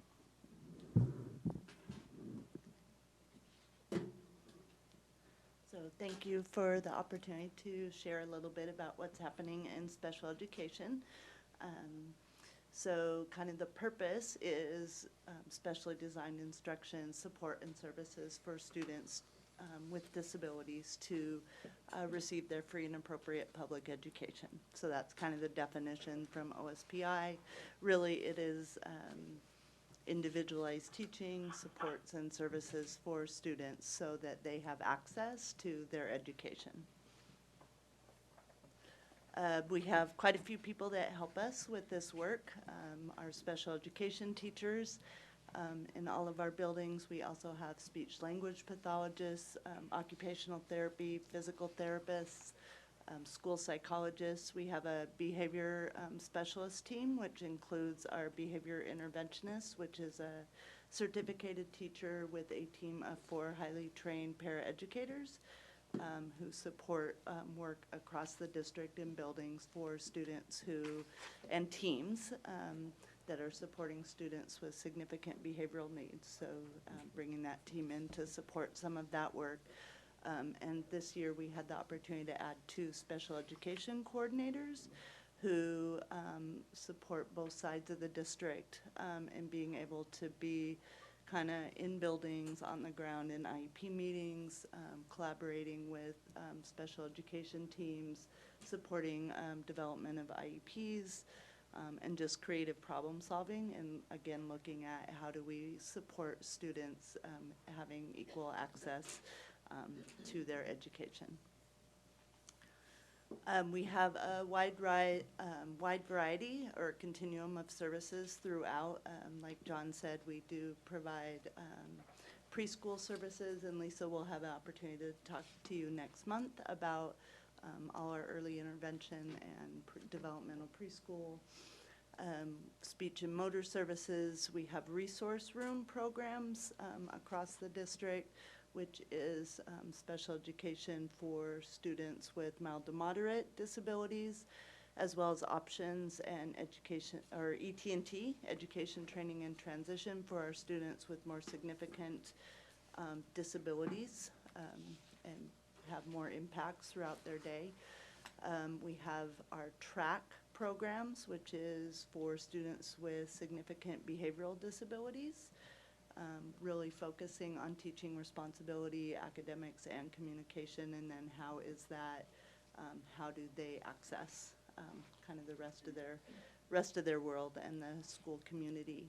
And then we have our 18 to 21 program, which is community transition, so supporting our students with more significant disabilities once they've kind of reached that 18 to 21 and transitioning into the community. And they focus on life skills, adaptive skills. They're out in the community working, learning job skills, how to live and kind of move about the country once they leave our system.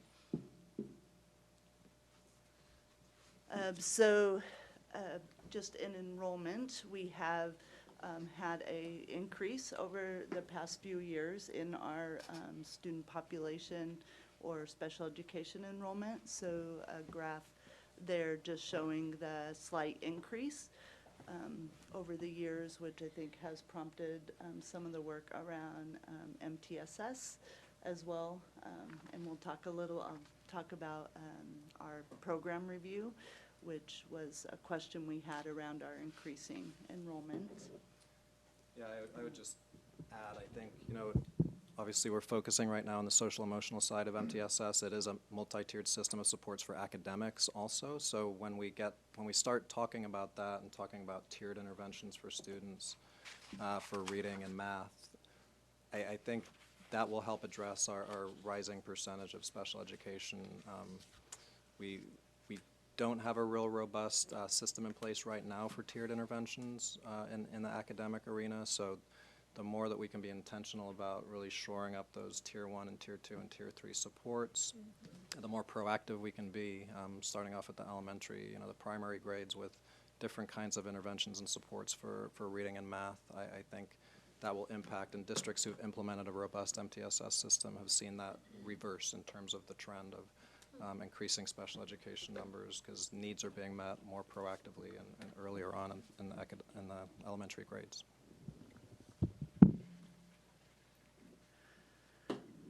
One of the other pieces of data that we have there for you is looking at our least restrictive environment or our inclusion data.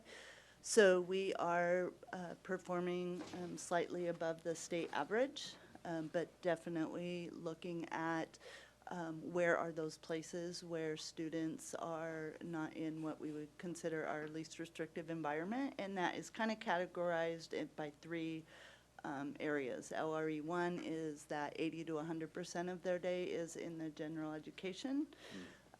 LRE 2 is that 40 to 79% in general education, and then LRE 3 is that 0 to 39%. So some of the work we've been doing is around identifying, what are those barriers for students in being able to receive their services in general education environments with their peers. Some of that work through the Inclusive Practices grant as well is helping to find what are those strategies and those tools for teachers, general ed, and special education to really support real true and intentional inclusive practices. Not necessarily I'm in the space, but I'm actively in the space with my peers learning alongside them. So finding those tools to develop menus to help general ed teachers adapt their curriculum to make sure that all students are included. So one thing that happens in special education is we are reviewed. We have 14 performance indicators that OSPI reviews annually.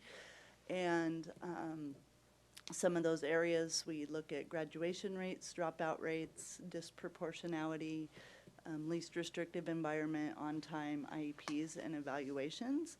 And while PSD, we are meeting or exceeding target as compared across the state. So we have performed really well on our 14 performance indicators every year. So that's good news. So last spring, we engaged in we requested a program review. So we requested that the Puget Sound ESD come in and do a program review of our special education. We wanted them to identify some strengths as well as areas of growth for us. We were kind of asking that question around, we're seeing this increasing trend of special ed eligible students, what's happening with our service delivery model, as well as how are we using our resources. And so they have a program review team made up of some special ed directors from the region that will come in and, sorry, switch slides, kind of go through a process where they're interviewing staff, administrators, teachers, our therapy providers, our paraeducators. They did school visits, they reviewed all of our data, did a sampling of IEPs, evaluation reports, and then also comparable data with 3 like districts that have a similar demographic and size to us. So that's the process they went through. And just kind of a snapshot of the review is we have some great strengths. We definitely have a dedicated and caring staff who enjoy their work and really want to support our students, and definitely a desire and openness for improvement. They did help us identify some priorities for this year and then moving forward. One of them is looking at our service delivery continuum for students with disabilities. So how are we serving? Do students have the opportunity? And is that a flexible opportunity? So it's not one size fits all, but that we look at those individual students and how can we build a program for them and their individual needs. Also looking at vision and leadership, culture and beliefs, and meaningful inclusion. Again, really going back to those inclusive practices. They had some language around focusing on our MTSS systems, excuse me, as well as strengthening our systems to ensure compliance with procedures, professional development, and staffing model. And so we have actively been working at addressing some of those through, again, the work on MTSS, the continued conversations around continuum of services within buildings, updating in our procedure manual, and we are regularly providing series through PSD Learns on high leverage practices for special education providers. Questions? It's a lot of information. Yes. I guess one of my questions is, it seems like we get a lot of data that is presented to the board about the different surveys, whether it's the Healthy Youth Survey or the Panorama Survey. So with all of that information, I would imagine a lot of it comes your way. Do you feel like you have the resources to match what's coming out of those surveys, or how do you take that information and then apply it appropriately to our kids? That's a great question.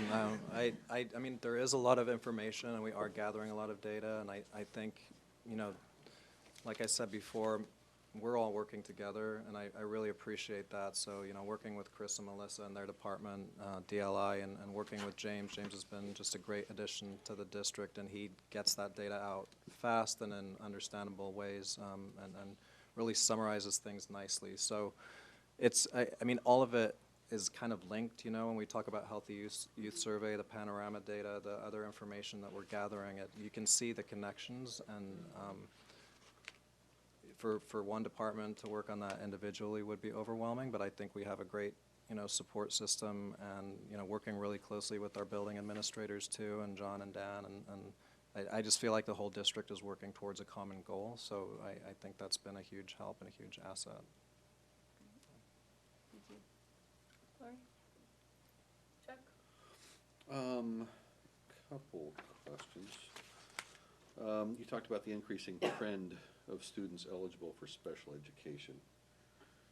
Is that, are we expanding the definition, or is that, do you see people just coming into this district for the services that we're providing? Or? That's a good question too. I mean, I think we've seen over the last several years an increase in the number of evaluations that are taking place, particularly at the elementary level. This past year, we had a huge number, an unusual number of students move into the district, which typically that happens. We have kids leave, we have kids come in, but it was a large group that transitioned into the district this year. But we've seen an increase in initial evaluations at the elementary level over the past several years, and many of those are around students' social, emotional, behavioral needs, as well as their academic needs. So, again, I'm hopeful that the work that we're doing in that area will help address some of those referrals that we got. Okay. And then, kind of outside the special needs, it sounds like looking at the definition of student services that you guys fill, do you guys follow up with the dropouts, the normal dropouts that we have in the school system? Is that under your umbrella?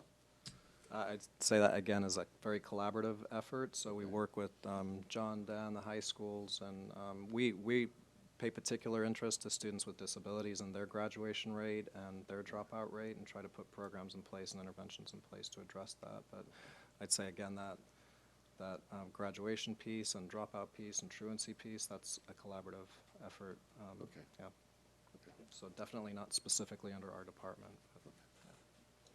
I just would add, at the end of every year, we also do well, actually, it's about a year and a half after students leave our system, we do a post-school survey for students who are special ed eligible.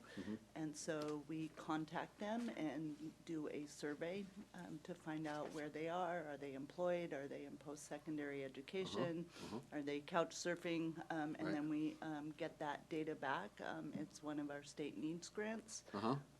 And so that's always really good information, so then we can look at how are we, you know, if we have students kind of falling off the end of the stage, what are the things that we're doing to bolster those services so that number gets smaller.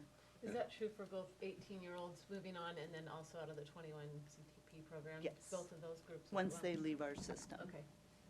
How far out do you go to follow up? Do you just do the first year or a couple years out? It's about, I think it's about a year and a half once they leave our system. And just the one, they come up on a roster, so if they graduate like at the end of last year, then we will call in the fall. David? Yeah, let me make sure I'm not on mute. Okay. Yeah, I was going to ask as well what the same question sort of that Chuck asked about the increasing trends. Is that a trend that we're seeing? I know you hear nationally that there's an increase in the number of young kids that have autism and other special needs. Are we seeing that as a trend statewide and not just locally? I heard you mention, John, that we had a larger number of special ed kids move into the district, but did they do that just by chance, that's where their parents moved, or did they hear our program was better than others? And so multi-part question, and then I have one other question on another page. David, I don't think, I'll just answer that piece real quick. I don't think that, some districts are pretty highly impacted, like Central Kitsap, Clover Park. They're exceptional family members districts with the military, so families will move to those districts specifically to receive services. We don't have that as much here. I mean, 1 year, I don't know, we'll see what next year holds. I don't know that it's a trend. So we'll see what happens, but I don't think it's, we have slightly, if I remember correctly, slightly above the state average in the number of students with autism that we have in our district. A lot of that can depend on just local pediatricians and diagnoses that are made. We have slightly above the state average in the number of students with developmental delays in the school district. So, I think there's a number of factors that contribute to that. It is, I've been trying to follow live on Facebook, but there's a delay, so it's sort of challenging to stay on the same page and try and watch it. Next question would be on slide, I guess, number 14, your feedback from your review. I no doubt that you are going to get reviews on strengths and dedicated and caring staff. My question would be on strengthening the systems to ensure compliance, consistency, professional development, et cetera. Do our special education teachers feel supported, and do they believe that we're giving them enough professional development? And if the trend is increasing for special ed, are we hiring additional SPED teachers for that increase? Yeah, part of that, and Lisa can chime in, part of that review really looked at our staffing. So compared to those comparison districts, we do staff much more richly than those districts, both on the certificated side and on the classified side. So we actually have a lot more staff, especially on the classified side, than other districts. We have a lot of paraeducators working with our students. So I think from a staffing perspective across the board, whether it's teachers or speech therapists or occupational therapists, we're doing fairly well. I think that, you know, to answer the question about do staff feel supported, I think that survey reflected that they do feel supported. One of the things that came up out of that survey, though, was that desire to have greater engagement in professional development. They felt that they needed more professional development just to be able to provide the level of services that they wanted to be able to provide. So that is, like Lisa said, that is a focus and something our special ed coordinators are doing and something we're trying to offer through PSD Learns and other means for professional development purposes. Okay, and then last question would be, I believe this is a short legislative session, and they haven't been in session very long, but what are you hearing from through the grapevine as far as what is the legislature going to do this year in regards to improving our special ed teachers? Yeah, I'm not hearing much that makes me. Period. Yeah, not much. Period. But I'm not super hopeful about that. Special ed's one of those things that has never been fully funded, and you know, I don't think that, you know, personally, I'm not hearing a lot that makes me think that's going to change in the next legislative session. The only reason I asked is that the legislative conference that I went to earlier this year, the WADS Legislative Assembly was going to do all they could to try and get the legislators in Olympia to try and fix the mistakes they made when they thought they fixed McCleary. I was just hoping that maybe that was going to be true. So, fingers crossed. David, we're just very lucky that we live in a community that supports this program, and you know, thank you to our community for doing that, because you've built just an amazing program in our district. I hear all the time about the services, the teachers that you have hired are amazing. I love watching them work with these students and what we're giving them. So I'm glad this community is behind us in supporting this as well, because we couldn't do it without the community. Lena or Joe? Well, I was wondering, is there any student involvement or training for those students who want to volunteer with special needs students? We don't have anything formally. I think that has in each individual high school. I know that they are doing different things like the unified sports and the CIP club at Peninsula High School, as well as I know there are several students that support the ET&T program at Gig Harbor High School. So not like a formal strand. But definitely when the interest is there, there's some recruiting. All of our students are students with special needs are very well cared for, welcomed, and part of those school communities.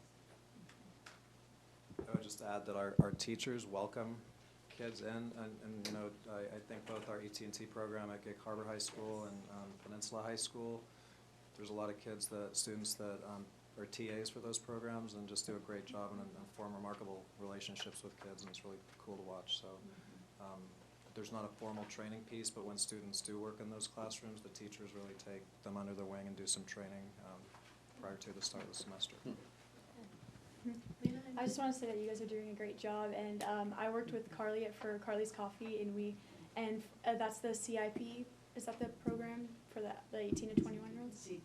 CT, sorry. Yes, that was a really cool experience, and to give her the opportunity to do that, and she looked like she was having so much fun and bringing her joy to her face. And the unified sports is super cool too, to give the kids of all disabilities a chance to play, be something greater than themselves, and a chance to play. So yeah, thank you. Judge Travis, anything? Just a quick comment. Some of you know that I have a long special ed background that goes way back, so I was reflecting on David's question. I can attest for over 40 years that the question has been, do you think the legislature is going to improve the support? And it's going to be asked for a long time yet. The federal requirements really end up putting the burden on the local, the LEA, the local education agency, which is the school district. And here we are in the midst of a levy trying to explain to people that our source of funds is that. And I'm not trying to be political here as much as to say that that question of how to get the feds, 1975, the federal government passed the federal legislation and promised up to 40% of the funding would come from them. They've never exceeded 5%. The state passed their law 2 years before that, 1973. They've never met the requirement to fund it, and so it falls to the community. And it's really a credit to this community in terms of the staffing is richer, and we have a lot of paraeducators that don't get paid for anywhere else. So I guess I just add that as more of a commentary of thinking it was impossible for me not to sit here and reflect back to, I'll just date myself, the dinosaur, but back to 1973 and 1975 and the work that was originated then and is being carried out today by the people you're hearing from. It's pretty amazing. And one quick, the reason it was passed in 1973 was school districts were able to say to parents, we simply can't serve your child, you'll have to go elsewhere. And that changed forever to we will serve no matter what, even if we don't know how. We will figure it out and go. So my compliments to the entire special services team and the teachers, the paraeducators. It's an amazing effort to watch, and it's a continuous struggle that will go on. In many cases, we know we're not yet able to figure out how to solve the problem, so we keep working at it, and I say thank you. Thank you. Thank you both. Yeah, thank you.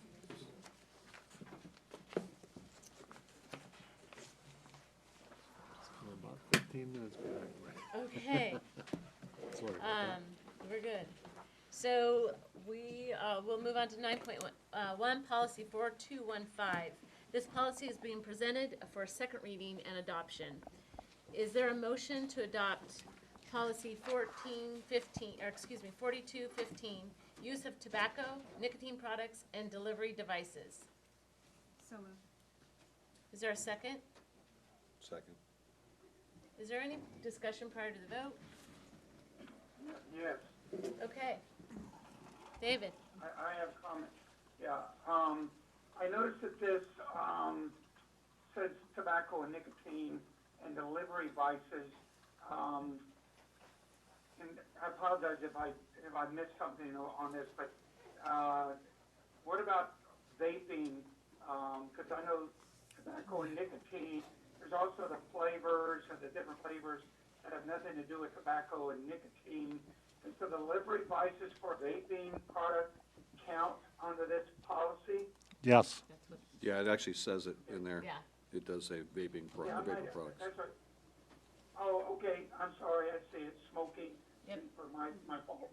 Okay. You're that good. was my comment. Good question, good clarification, thank you. Any other discussion? It's been moved by Natalie and seconded by Chuck to adopt policy 4215, use of tobacco, nicotine products, and delivery devices. All in favor say aye. Aye. Aye. All opposed? The motion has been approved. I now move on to the consent agenda. Is there any discussion on the consent agenda prior to the vote?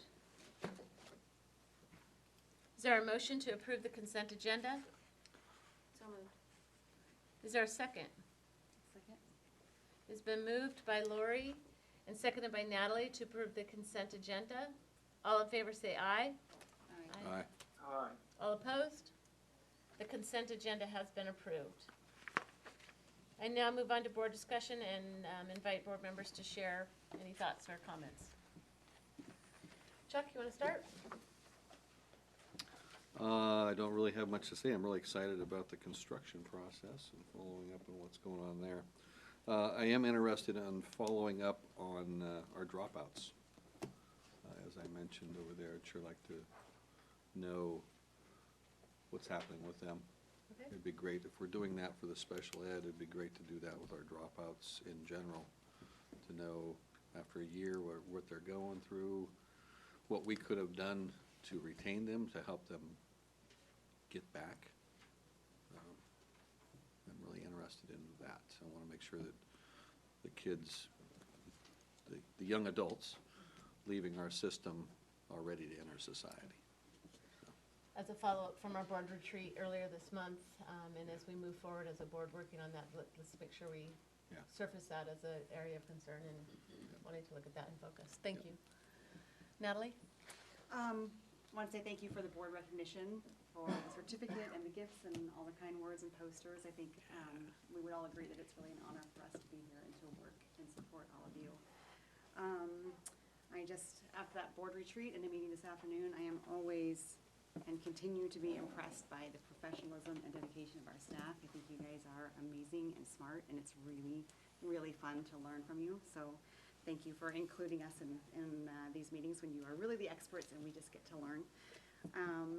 And I want to say thank you also to all of the people who are volunteering with the SUP program to get this levy passed. It's just really inspirational to see so many people who care so much about supporting these programs that we're working so hard to keep going in school. Lori? Just to comment again on the board retreat that we spent 8 hours together, and it was actually, it was a fantastic opportunity. We all worked, not just the board and Dr. Jarvis, but all of the people in the room, pretty much. It was just a great time of collaboration, and I say this more for the community to know that we spent several hours discussing all kinds of exciting possibilities. And so that was great. I had the opportunity to attend the forensics class at Peninsula High School, presented their prison projects in a science fair format, and I will be honest, I had no idea what to expect. It did say it was a science fair format, so I thought I knew what to expect, and sure enough, in the auditorium, there just were numerous. I was really surprised how many teams, I want to say 20 or maybe more than that, of 3 or 4 students that their assignment had been to design a prison, what with all kinds of, they had to build the model, and they had to present, research the budget and what they would do for jobs and, security, and they were all very, very different. Like always, any, science fair, it was just really fun to, I think the thing I liked the most, I was very impressed with the work, that was one thing, but just the one-on-one interaction with the students, you come away going, we have amazing students in this district, and some of the things that they were telling me that, I would have never thought to look into that, let alone do a whole project on it, so that was really a great day I had. And then after that, I had a chance to talk to Dr. Potts for a while at Peninsula, and he was telling me all about the breaking down the walls, and actually showed me a little video of what it's gonna be like. And so he invited me to come to it, so I'm really looking forward to it. And I thought he said it was also happening at Gig Harbor High School. Do you know that? Okay. And then lastly, just wanted to say that I really appreciated during the assistant superintendent report, I really appreciated the focus on one school, to not, each, like Evergreen and then Pioneer. I know sometimes we have lots of ground to cover, but it's kind of fun to do a focus on just what's going on, and you get to have a few extra minutes with just one, and to have the principal here as well. It was fun. So thanks. Thank you. David? Well, a couple of you already said what I was going to say, but I'm really excited. I was able, even though remotely, to be able to attend a retreat last week, and I'm excited for the new board moving forward. I'll say what Natalie said as well.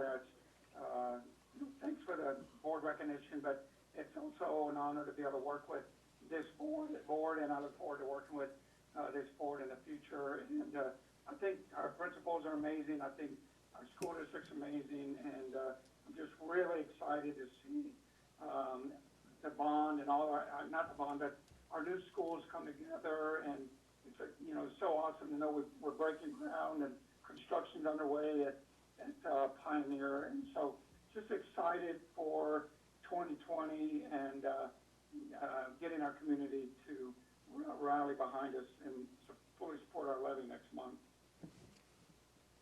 Excellent. Thank you, David. So I today went to the audit entrance meeting. I think that's what we called it. So our auditors have come and visit us again, our annual visit, to look at many different things within our district, and I would look forward to another clean audit that we've had for, what, 10, 11 years, 12 years now. Thank you for guiding them through that and making sure that we're on track. So thank you, Karen, and all involved with that.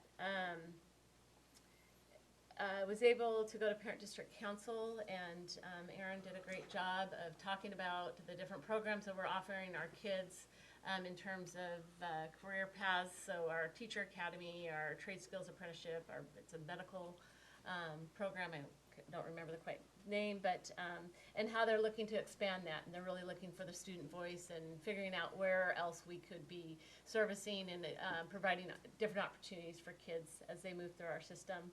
I got a close-up look at our Teacher Academy. I was able to go over to Gig Harbor High School, where Rebecca Wenrich is the teacher over there with the Teacher Academy, and boy, what a treat to listen to students that are contemplating going into teaching and how they would address some of the concerns in our schools. It's fascinating to listen to a student's perspective.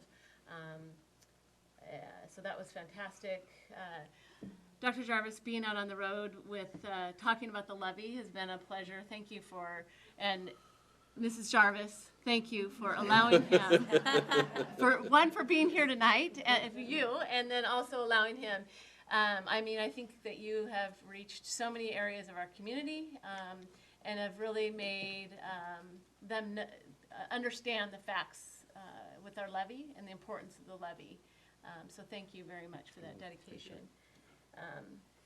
And then just to echo on the retreat, it was a fantastic retreat, and I look forward to the next step that our board's going to take with that, because I think there's a lot of very exciting things that we're going to really narrow in and focus in and provide that direction that you all are looking for, and how everything feeds up into that. So it's just a pleasure. I appreciate the board appreciation. I cannot thank this community enough for letting us serve you, and we're here for you. So, okay, anything else? Other thoughts? No. Okay. Again, thank you to Lena and Joe. Yeah, thanks, you I know we did a lot. Yeah. You're part of this board too. Sweet. Okay. I should have brought, yeah, I got something for you. Oh, good. Oh my gosh. That means a lot. There will not be an executive session this evening, so with that, at 8:07 p.m., I adjourn the meeting.